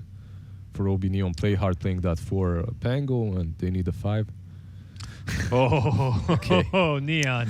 Okay. Here we go. I like it. I like it a lot. This is, all of a sudden, you're going to be surrounded by so many heroes when you're Vici Gaming because everybody has a way to get across the map fast. It's going to be, if they play this right, it's going to be a very fast, high-tempo, high-kill game. I just like it because it's their style. Like you said, it's a game in which you might be eliminated, so just go all out in your own comfort zone, in your own style. Yeah, I like it. Is there anything that Vici Gaming can pick that can like kind of put a stop to that potential aggression coming out from Ob.Neon? I think it'd be nice to have something to stop the charge maybe. Right now, they don't really have any reliable thing. I guess the Yule Scepter later on from Void Spirit, but... If you have to worry about that, right? Position 5, Spirit Breaker. I think Vici Gaming probably should just focus on rounding up their draft properly with position 4 or 5, depending on where they want to put the Elder Titan. Yeah. Well, they don't need that extra minute to think about it. They will go for the Nyx Assassin. Okay, we've seen this hero banned out quite a few times, recently picked up as well. And it's going to be PYW on ET, so Nyx 5. Yeah, gives them away, I guess, like they always seem to really value having at least some way to try and catch the puck a bit. Gives them from the supports. Like usually it's one of the hexes. Here we're looking at the Carapace Impale. It's not the greatest one. It's not, I agree. Yeah. Overall, I actually think that Ob.Neon, playing in their own style, have got Vici Gaming out-drafted a little bit. Considering what we've seen from Neon so far and what they've drafted. This is their comfort zone. Yeah, I don't think that Nyx is like the perfect pick for Vici Gaming, but it's pretty nice. Later on, the mana burn as well messes with Timbersaw, and that can come in handy. Does that mean you favor Ob.Neon for this one? I went with Vici Gaming last time. I'm gonna go with Ob.Neon this time around. Okay. I'm hoping for Game 3. It's a really good Timber pick. I think the Timber is not really addressed. There was no opportunity to address with what was left there. But I still have to go Vici Gaming. I think we just saw much more consistent Dota from them last game. True. I think overall they just look more solid. So, yeah, Vici. It is so hard to go against Vici Gaming in this matchup because Vici Gaming is playing with their full roster. We saw them in the first game. They look very solid. For me, I'm still torn. I want to hear one more argument for each of you for your teams. Ob.Neon, why should I pick them, Lizard? Yopaj is an idol. Hi, this is Lorenzo from Dota 2 Pro Games. On this channel, every day, we upload Dota games from pros like Arteezy, Paparazzi, Miracle, and many more. If you want to play like them and understand their secrets, consider subscribing to this channel. You will increase MMR in no time. Also, liking this video is free and will help me bring you more and more content. Enjoy the game. Thanks. Suddenly their offlane pretty much falls apart and you have a plus hero on your side. So I like it because of that, but Vici Gaming obviously looking stronger on paper. One argument for Vici? I mean, Chinese Dotas kind of look like #1 here, you know. They've come prepared. They've been playing the best teams in the world based on what we're seeing here. At least their region as a whole has looked incredibly strong, and I think they've drafted to their comfort zone. Okay. So. You're thinking SEA is going to go out? At That least would be this it. SEA team. This SEA, There's well, still the other final SEA one. players, you know. Yeah, they still have, okay, they can adopt the some other spirit lives teams. on. I'm Yeah, all yeah. down for that. Let's find out how this game 2 is going to play itself out together with B-Cup and Black. Welcome back to the One Esports Major. Here with B-Cup and Black. Neon is the team that I want to play on. They rejected my application, so I called my mom. Wah, wah. And that's how his pro career ended, guys. Oh, it was so quick. Such a quick end. Feels bad, man. Oh my God. We've We've been saving that up since the first week of DPC regionals, basically. Oh Yeah. God, we already know you guys are cringing over there. It's okay. We know that that's how we sell albums. Look, What we're look, gonna do. They might be cringing, but right now out there's an album producer. He's hitting up my number right now. Like, in fact, I can hear my phone ring. That's not him though. I'm gonna ignore that call. Sorry. All right. From the rap careers and the albums into the game, Neon against Vici. Vici with a 1-0 lead. I need the inside info on these lanes, Black. Which one's standing out at you? Mid lane, we have the same matchup as last game, but this Timbersaw last pick is a little bit scary. Like, Timbersaw against Alchemist is always a really good matchup, but they actually managed to dodge it here. And yeah, Timbersaw TPing top now to get that preferred matchup, and if you can be in Alchemist lane and really pressure him out of it, the game is going to be very tough for VG here. I really need a lot to go right for Neon. Obviously, they want to get to this third game if they can push it 1-1. Like, I'm just worried. I'm worried that the mentality might not be there after the first game, because first game for Vici seemed really good. Like, is that enough, like, mentality-wise, a game like that to shut you down coming into this second one? It shouldn't be. Like, you're top 8 with a stand-in. I think they're in a very good space mentally. And the last game, Neon, that we saw, that was not the strongest Neon possible. Like, Yeah. we know they can be so much better. And I hope this game we get to see it, because I would really love to see a third game between those two different regions, because the playstyle is vastly different. It's very fun to see, like SEA and China clash. It definitely felt like the Chinese teams have adapted pretty quickly as Yopaj getting low. Oh, this time the other way Up on the around. high ground. Yeah, it's almost first blood for Ori over Yopaj with a swap in heroes. I'm very interested to see how Death does here, because we've seen Timbers destroy games. Absolutely destroy games. They get to that point, they've got that shard, 1 or 2 items backing it up, and all of a sudden it feels like Timber just doesn't die and really can just stand in your face. Similar to what we were seeing Ob.Neon do in the last game with the Bristleback. Yeah, they have some decent tools this game to deal with him. They have the Nyx Assassin, who's one of the best heroes against Timber.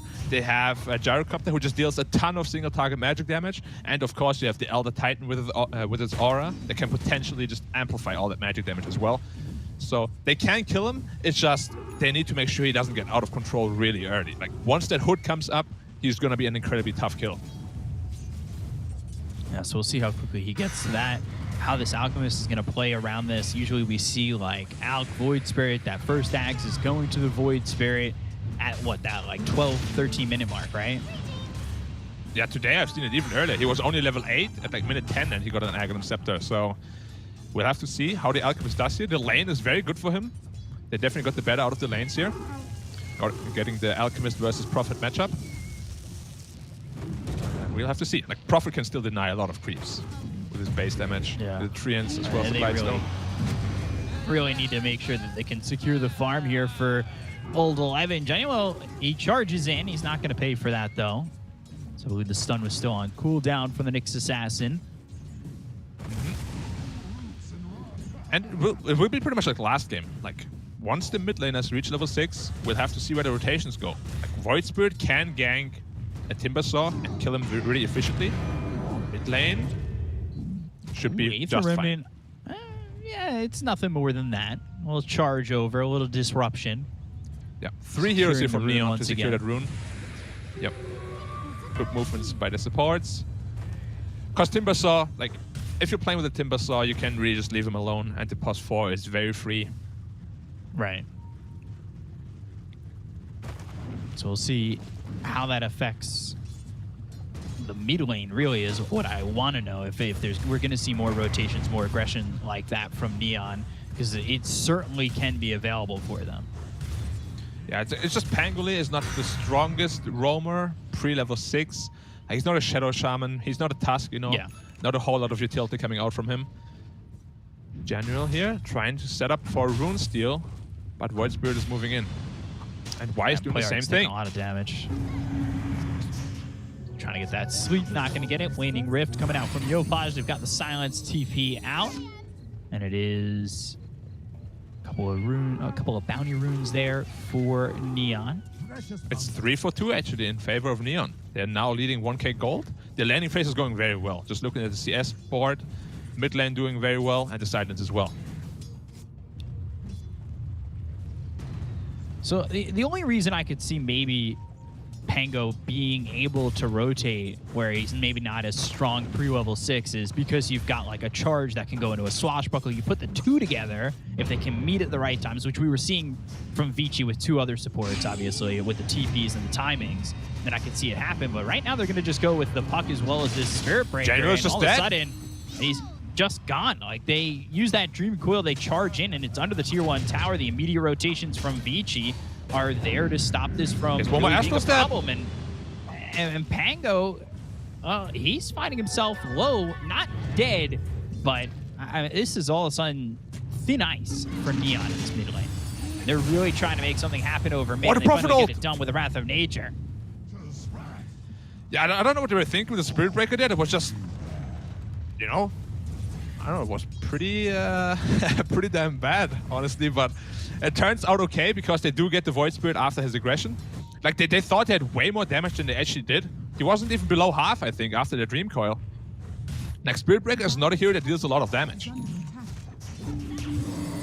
Yeah, it was an odd position to want to charge into. A little too far. You're right there, ready for a rotation, a gank to come in, but all that being said, it's a 2k lead right now for Neon. They're rolling. Oh yeah, they're doing fantastically on these side lanes. Like, and still, Void Spirit died, even though the initial gank was a little bit of a fail. But he still died to the Prophet ult, so now the side lane tower is gone. Neon is looking in a very good position here. Since when did they add an OB, by the way? They did not have that initially. Right in time for this event. Oh, I always confuse it with OG now. It's going to be probably something that messes me up along the lines now that you've said OG. Now it's in my head. I'm sorry. I didn't mean to curse you. It's cursed. It's over. Yep, it's done. You're done. I've heard that. So, and this is man. another game where Neon have taken out a tier 1 tower pretty early on. Last game it was the Leshrac. This time it's the Timber Saw. And this time it's even earlier, which is, let me just put it this a way. bit surprising. When Neon plays these weird-ish lineups with weird carries, that's really when they're at their best.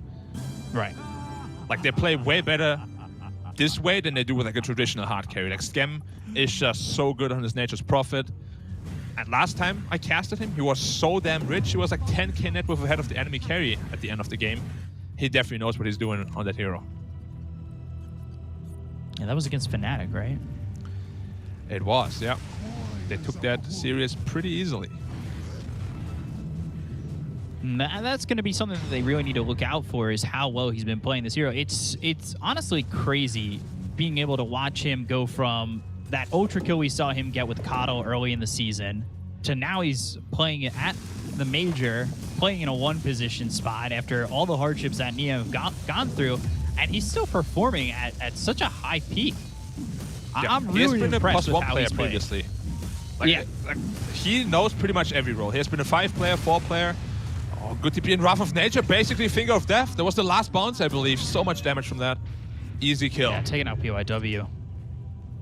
At Alchemist, though, we saw him farm a massive stack there. There was like 3-4 stacks. And now he's up towards the top of the network as well. However, the Gyrocopter is really struggling here. And he's the guy that you're looking for to deal all of damage. Come mid, come late game, and he's not really finding a good foothold in this game right now. No, not nearly where he wants to be at the moment. You've, of course, got top of the net worth for the Dire side is old 11 on this Alchemist, but that's to be expected as he's trying to get that Axe and trying to get that big timing in for the Void Spirit, which I'm not sure it's going to be as early as we would have thought, but it's not going to be too far off if this stays the way it is so far. Neon, if they put some pressure on, though, they can find an Alch 1 or 2 times, slow it down even more.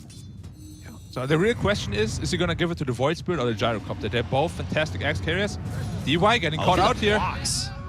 Just the treants as Deville just puts it on and almost gets the kill onto the Nyx Assassin and finally finished off by Jean-Noel.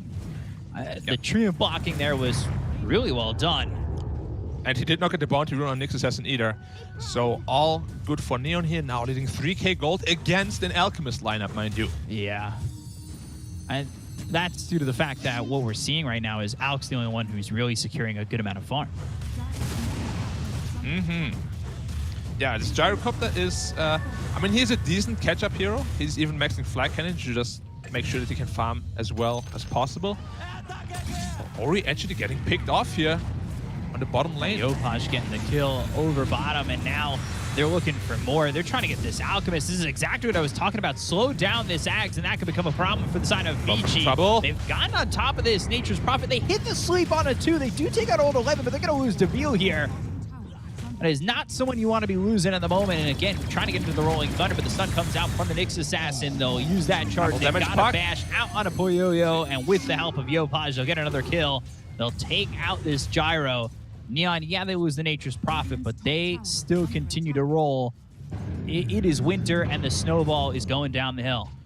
Yeah, I mean, they killed the Void Spirit before the fight even started, and then they killed the Alchemist as well as the Gyrocopter. They're getting all 3 cores in a single fight, now up 4k gold. And they're going to be in trouble here. Like, he will have to choose between either the Void Spirit or the Gyrocopter. They both need the Axe badly. He can only give it to one of them. They have Void Rolling Spirit Thunder. Again. He's going to try and Rolling Thunder in. They've got the Timber Saw to try and help. Death moving no more forward. stabs. Can they land a sleep? Oh, all right. 2-man sleep. But I still think they're right on top of this Void Spirit. They need to be careful how much they're going to commit for this. Or, well, Death doesn't. It's only the Pango who really needed to, is they'll get the kill onto Ori, look for PYW, they use the Dream Coil. They're behind the Tier 2. It's 12 minutes in.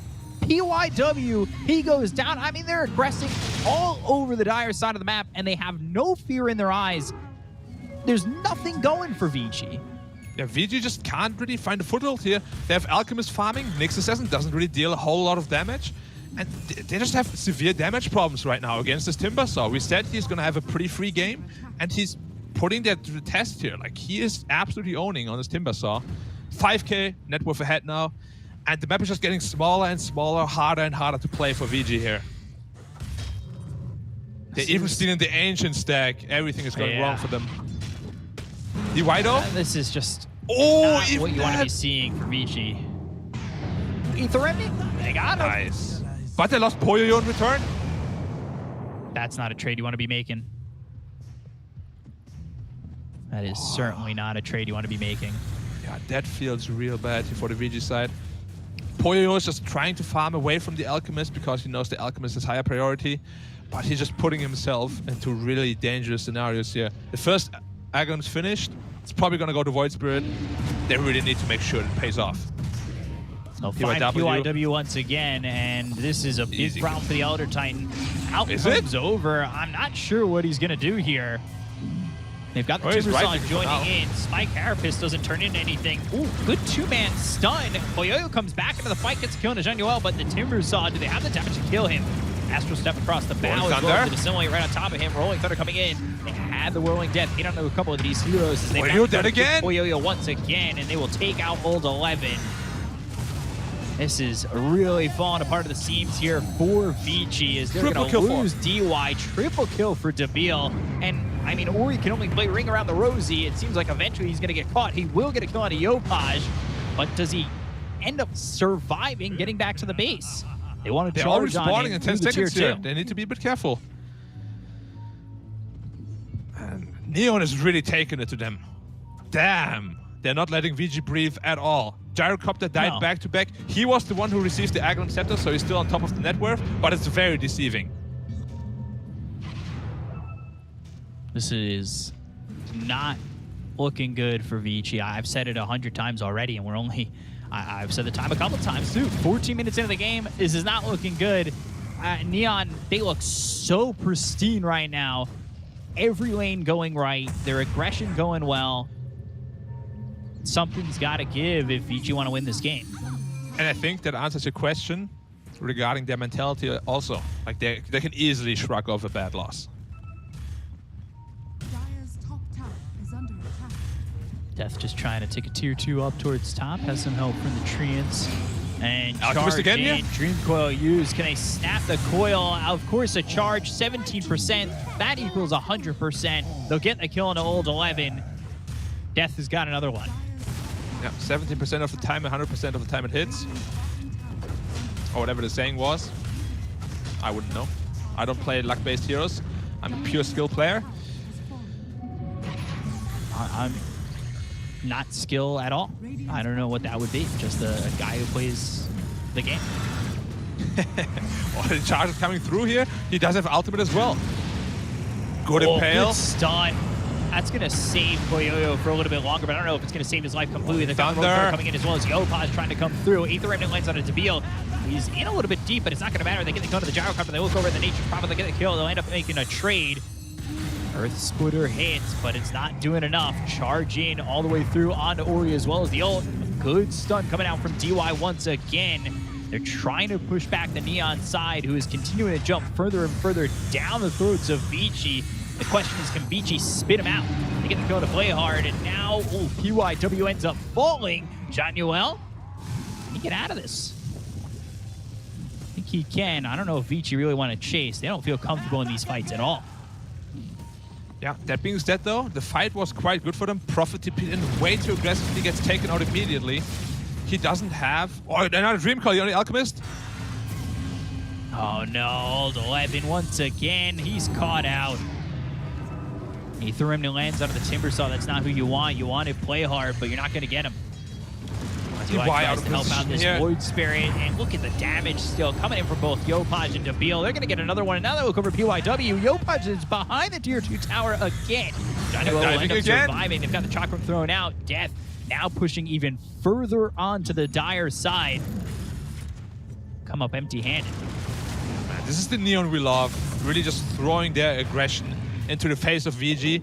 And for now, VG is somewhat defending. They're still only 6k down. And, you know, if you stabilize at like a deficit, it's usually a pretty good sign for you that you're doing a decent job at just defending your own heroes.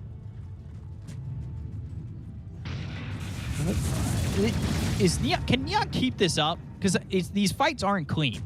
They are getting kills, but they'll lose to Beal a couple times. Like, the fights aren't exactly looking immaculate for them. It's risky business, because every time they dive there, like, the heroes are still very squishy. Nature's Prophet really needs that BKB in order to play very aggressively into their face. The only real tanky hero here is the Timber Saw. Puck can still easily die, and so can the rest of the lineup. So, as you said, they need to be careful. Things can still go wrong here. Up top, and that's going to leave him vulnerable. Januel needs to get into the trees, try and find himself out of vision, but it's not happening. They'll get the kill here, and it will be for old 11. They're all rotating in. There's a lot of potential for a really big coil here. They're looking to charge up that stun. They've got the Astro Set moving forward. Yopaj setting up. He's got a 2-man Dream Coil coming through on old 11 as well as Poyoyo. They're looking over as Timber Chain across the bow of this Jungle. Once again, they might have the damage to finally kill off this Timber Saw, and they do! It's PYW who gets the kill, but Poyoyo falls once again. Yopaj cleaning him up. The Rolling Thunder coming in as well as the Swashbuckle, but play hard. There's the Prophet. Really hit with that Swashbuckle. They've got the Aether Remnant. They'll lock down, play hard, getting the kill into the Pangolier. And again, it's fight after fight from Neon, but every single time, Vici are kind of chipping away at maybe a turnaround. Three heroes dying at a full exchange. Yeah, it was 6k, now it's 4k. The Nature's Prophet did not feel confident joining that fight. Like, he's still very brittle. He's on his way to finish his BKB though. Needs 1,000 gold to do that. Then after that, they don't really have the best ways of dealing with him. So I expect a lot more aggression out of them once that BKB is finished. But until then, I think they need to slow down a little bit here. They're throwing away a little bit too many bodies because these exchanges, sure, you kill the gyrocopter, but it's still a good trade for VG here. This is trades that I think are deceiving. You see Neon get a couple of kills, and then you think it's going all right for them, but, well, Vici, they're the ones who make it end up working out. DY ends up dead to death. That's Dream Coil used, though, just for the Nyx Assassin. It's okay to use a Dream Coil on a hero like that because the cooldown is very short. And as I said, they want to wait for their BKB, so it makes perfect sense that they used it there. As I say that, though, Death, very aggressive posture here. They want to take all the bounty runes. And they get 3 of them. Yeah, they want to make sure that this Alchemist is not getting, the min-maxing that he would like. And they'll find Ori. The question is, can they kill him off? Astro Step to try and get some distance, but look at the ult coming in for Genuel. It's not going to be used just yet. Yule's up into the air. Dissimulate. Can he get some distance? Not looking likely. Ult hits here from Genuel. They've got the charge. They'll have the damage. They'll get the kill on Ori, and they will take out the Void Spirit once again. Yeah, make it look easy. And BKB flying out to the Nature's Prophet. Now he's ready to fight. He's going to be super strong in this next fight. You see the Nature's Prophet, net worth on par with the Gyrocopter, even though he was gifted an Aghanim Scepter. Oh, DY potentially in trouble here. He's fine. Just TP out. Sometimes the best option available. Another Ag Scepter finished. Giving it to the Void Spirit here, but it leaves Alchemist with literally 0. Like, he's gonna be just a glorified support from this point on. And that was gonna be my next question. Like, yeah, you're getting these 2 cores bumped up, but having 3 supports now, like, Alk can get some things that might help as time goes on. Like, he's not someone who's gonna be lacking gold to maybe get some support items, but is it gonna be enough? I will have to see. Like, they need to start winning some team fights on the back of those 2 axe upgrades, and they're smoking up right away. They want to go for this. They've got the smoke. They're going to stun or charge up the stun on the Alchemist. They've got the Aether in as well. It's a lot of damage. The Impale, the Earth Splitter. Look at the damage coming in on Death, but it's not going to be enough. They've got the charge coming into the Alchemist. Hold 11. He just melts. Dream Coil lands onto 2. It's onto both the Nyx Assassin as well as the Elder Titan. They're going to get the kill here onto DY. They'll finish off PYW. 3 heroes dead. That almost felt like a last-ditch effort from Vici. And they don't even kill the Timbersaw. Yeah, they went all in on the Timbersaw. Kind of reminds me of last game when Neon always went all in onto the Bristleback. Very similar scenario here. He lives on like a sliver of health, gets his Magic Stick, Lotus Orb off, and they lose 3 heroes for nothing. Now into the Roche Pit for Neon. His Aegis should be going to the Prophet, and they're just snowballing out of control here. 8k gold ahead against an Alchemist. Looking in a really good position to take this game here. Yeah, this is already Neon with 1 foot over the finish line, looking to cross the ribbon and clean it up. And I'm just really happy that we see this kind of Neon here. I told you guys before the game started, Neon can be so much better than they were in Game 1, and they're really showing it here. They're up to the task of beating one of China's best teams. Yeah, which, again, if you guys are just joining in the middle of the tournament, like, Vici was a wildcard team. That's how much depth is in the Chinese region. Like, you think of Vici as one of the top teams in China, and they're coming in from a wildcard position, which shows a lot about the region and really shows a lot here about Neon, that they're really holding their own and just destroying the second game so far. Yes, speaking of Gyrocopter. On a Poyoyo. Questioning whether or not he needs to use it. The stun is thrown on a Death. Ori over to the side, maybe thinking about jumping in with an Astro Step as well. The Aether Remnant. Waning Rift on a 2. Hold their ground for now. Nobody's just dead on either side just yet. Just whacking away at the tower. Slowly but surely getting it. And Puck is just playing with them. Yeah. Making them feel a little bit uncomfortable, you know. Stay on your toes, guys. Otherwise, you're going to be in trouble. Well, this was the combo that we saw against Fnatic do really well. It was Deville on the Nature's Prophet and Yopaj on the Puck, where Yopaj ended up saving that game when Deville kind of found his positioning to not be ideal and, you know, fell in that Divine Rapier and everything that was going on in that first game of that series. Yeah, they So definitely they really complement each feel other comfortable. very well. but this time Prophet once more is just... I can't believe he's ahead of net worth, even though they were gifted Aghanim Scepters. Like, that's how rich he is. Another game of just being filthy rich for Scam, the BL2000 here. Maybe, you know, just time to ban a hero from him. Coil missed. Small mistake here. But, of course, low cooldown, so they can reset quite easily. Yes, they don't need to wait too long to get that reset coming in, but it is given time here for Vici. The question is it enough time? Because they're really not doing a lot with the map, but it is something. What map? They have no map. Yeah. Aether Remnant, look at the damage come out onto Play Hard. Charge over, though. They're going to try and get a trade here onto Ori. Gets low. He's not dead just yet. Waning Rift as well as Yopaj just trying to get a kill here. He is in and out. He is very hard to catch and making Vici's lives a living hell dealing with this puck. Yeah, I mean, they have a good hero against Puck, the Nyx Assassin, but he's just playing very well around the Nyx right now. Like, he's never getting caught by a Carapace, pushing out waves perfectly here. And Yopaj, another, you know, really good performance. He has really been getting better and better as the tournament progressed. Very impressed by him. And just Neon as a whole, really. Like, all of them are just playing so well right now. Well, I think this goes back to your point about players playing better with pressure. Because if you're playing with the stand-in, you had to change your stand-in, the pressure is certainly on your top guys to make something happen. And that's Yopaj. That's, you know, that's the deal. These are two guys that really need to not only play well, but step it up, and they've done so. Charging PYW here. Yeah, I completely agree with you. But perhaps there could be another reasoning, you know, like sometimes when you have no expectations, there's no pressure on you. So perhaps that's why Neon is playing so well, because, you know, you don't expect like, too much of yourself when you play with a stand and when you're forced into a bad position. You just want to play the best Dota that you can. And it might be even helping them to alleviate some of the pressure. Dream Coil coming here, through Prophet TP in. Ori. They've got the Prophet being in. Did he get it perfect? Yeah, with the Yules, but I don't know if that's even going to be enough. It's impressive from Ori, but still lacking what he needs to escape from that situation. The demo mode practice coming in handy there, but Spirit Breaker still too much.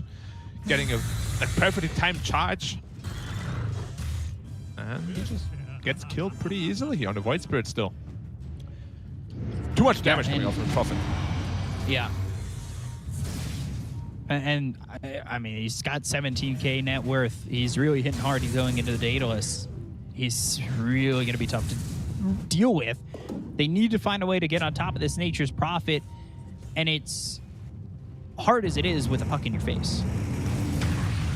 Gyrocopter again they're here. Immediately onto Poyoyo. They're going to pop this BKB. Getting charges bashed. and clips himself, and it's only a cosplay for a second of Cliff Teasy. They will get the kill out of Poyoyo. The Rolling Thunder comes out, and that's going to land on the DY.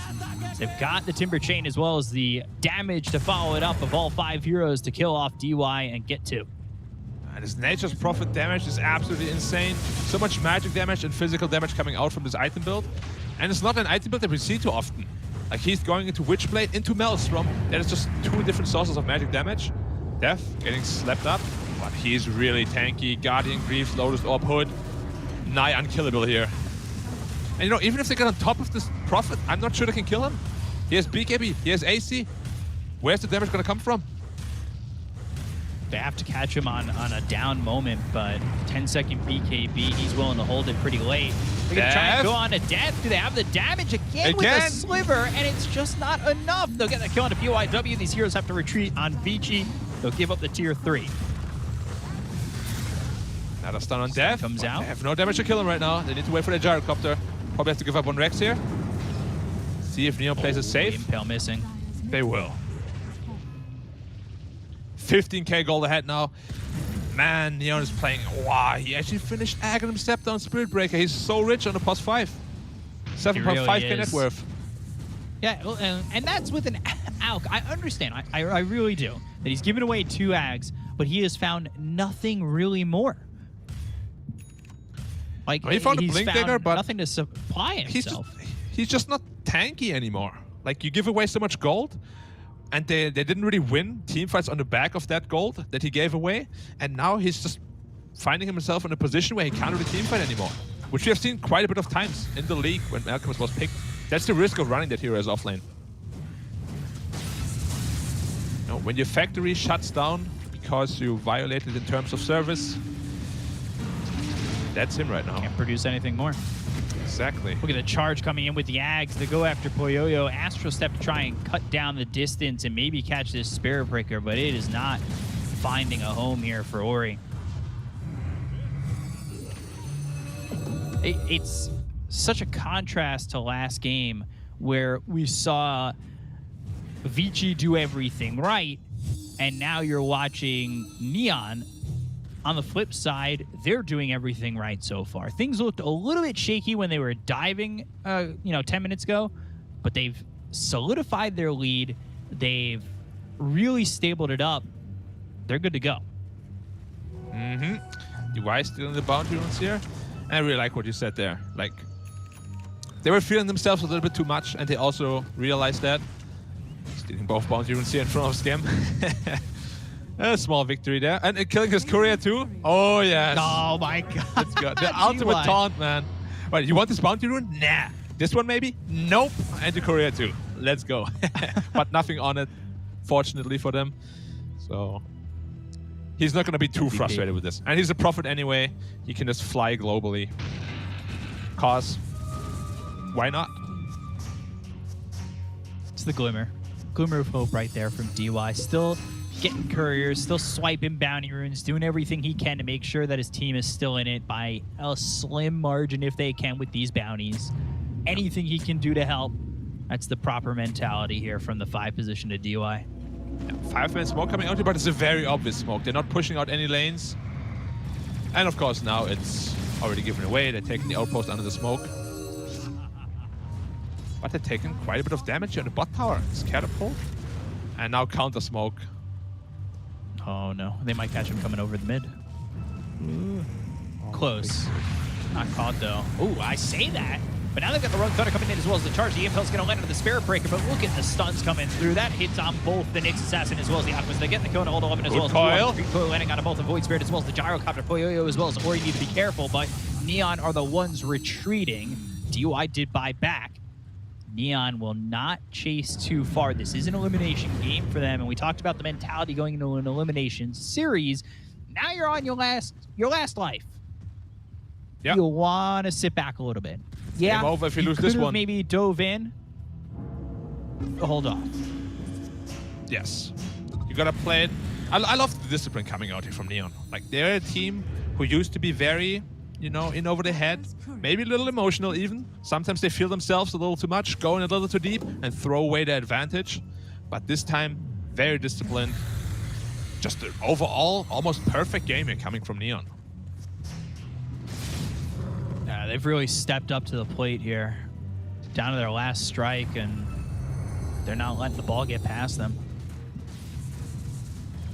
So they back off a little bit, giving Vici maybe an opening to go for something. They're going to Astral Step as well as the Aether and onto the Spirit Breaker, but not landing everything. However, they'll still get the kill.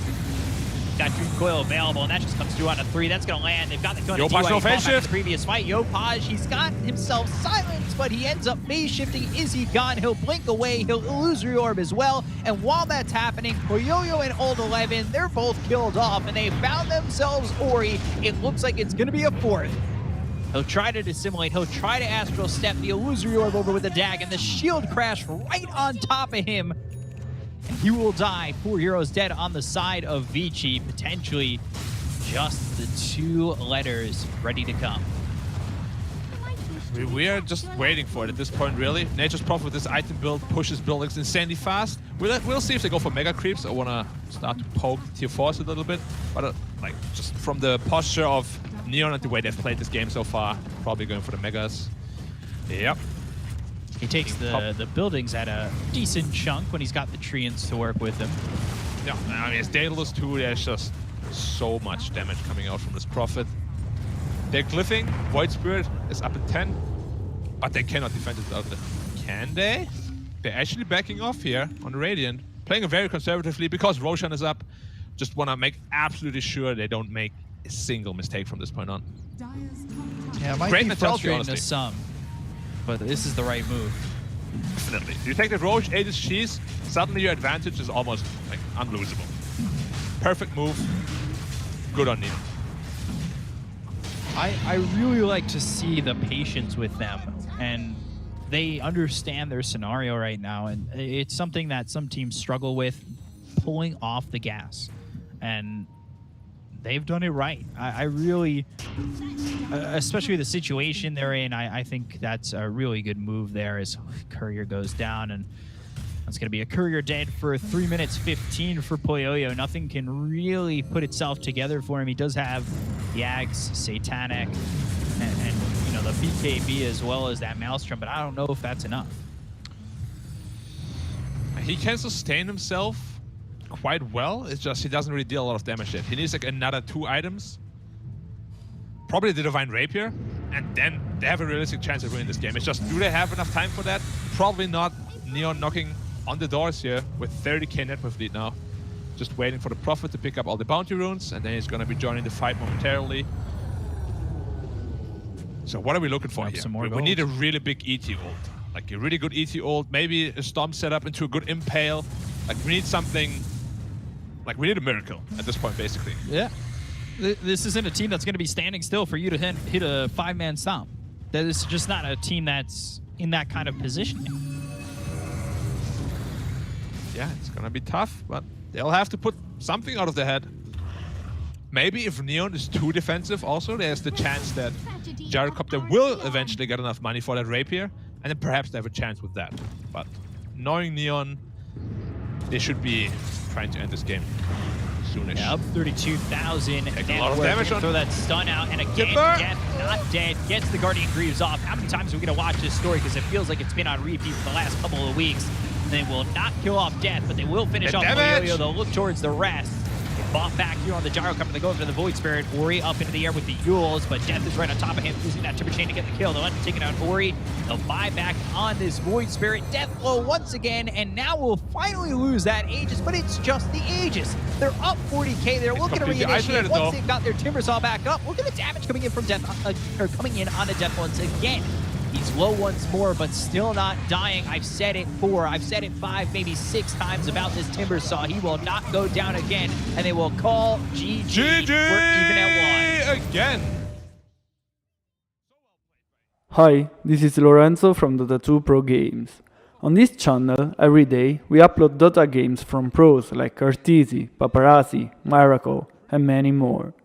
If you want to play like them and understand their secrets, consider subscribing to this channel.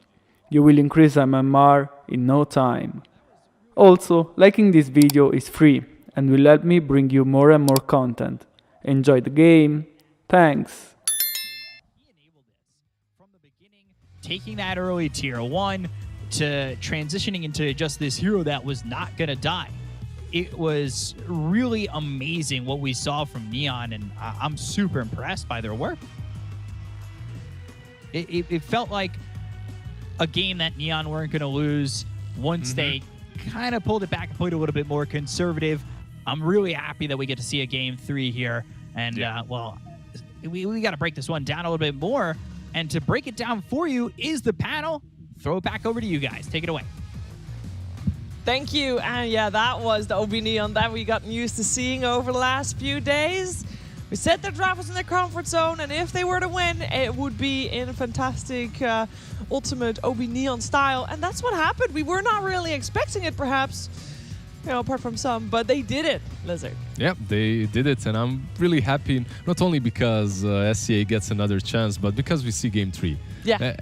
That's really what I was hoping for with my prediction. Not, you know, but overall, Timbersaw Death played extremely well, but he was given this situation in which we could see it during the draft that if he gets a good lane, this Alchemist, he might find an Aghanim's, but it will be too late. Yeah. And they did exactly that. They played so well on Neon around this. Here is a perfect example. Remember what we were saying? Alchemist will be farming, but then they will just show up around him like, I don't know, Power Rangers, just TPing in. They did a really good job of taking the kind of game into their own hands, putting Vici on the back foot.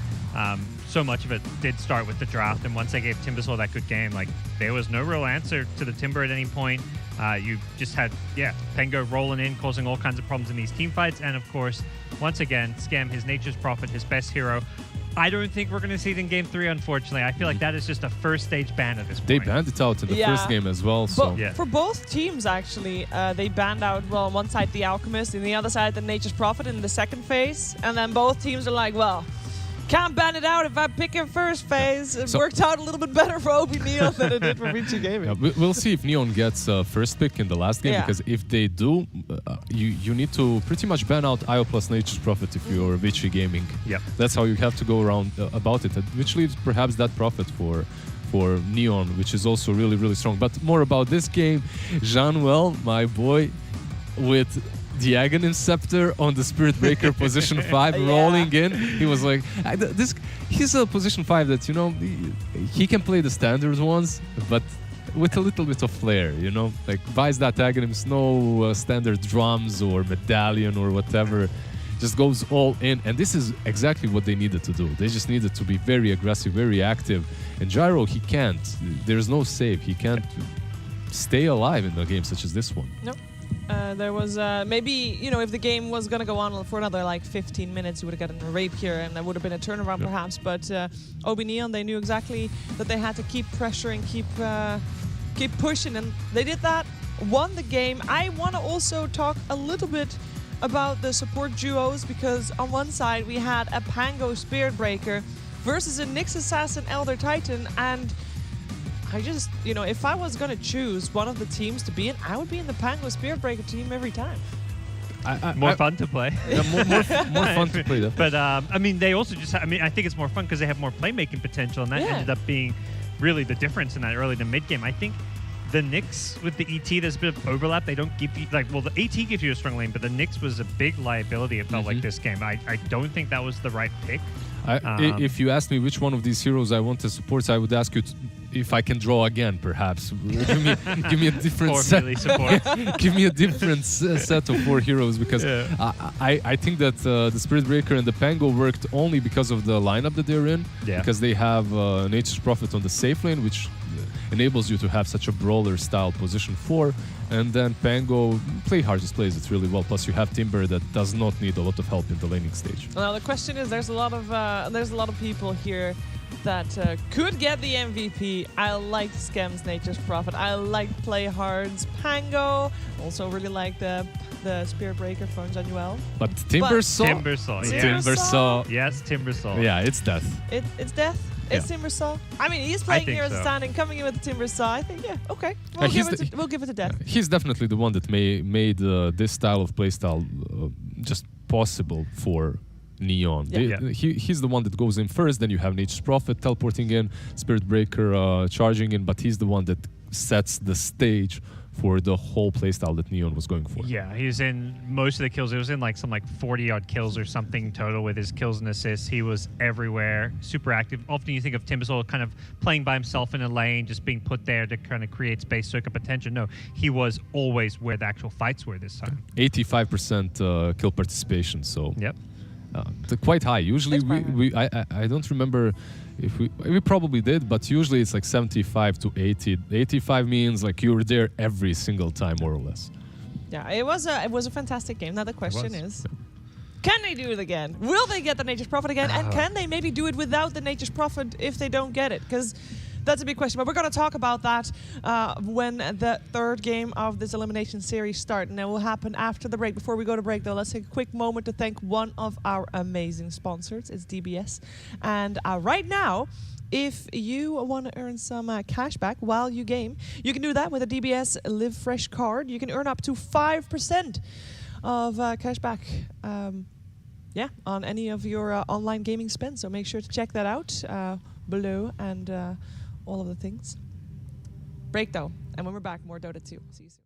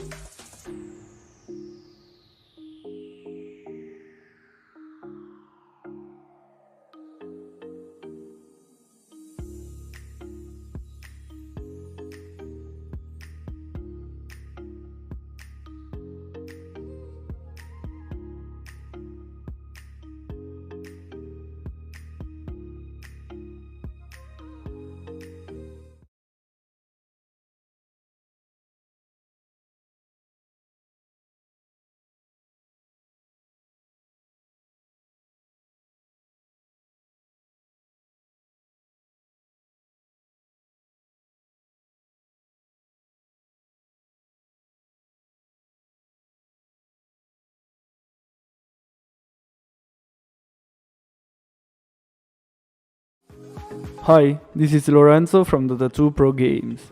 On this channel, every day, we upload Dota games from pros like Arteezy,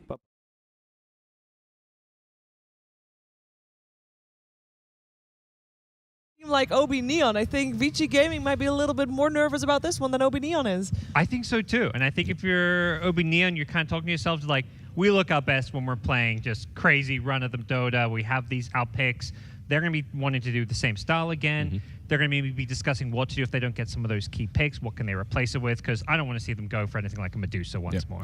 No standard stuff, please, Neon. Please scam. Just draft your crazy drafts, your chaos, and take us for a wild ride. Because one thing that I believe will happen is IO Nature's Prophet will get banned. And if you do get those two bans, Death Prophet and Lash perhaps for Neon, that feels like it could be the right approach. They did have a couple of games without the Nature's Prophet carry, and then they put Lash on safe lane or Death Prophet on safe lane, and it looks a-okay. And is that for you good enough as a replacement for the Nature's Prophet? Because that's one of the key heroes that we saw in the previous game and that we've seen time and time again throughout their run already here at the Major. Maybe it's not as good, right, Parker? But it's their style. Yeah, having first pick is really important between these two teams.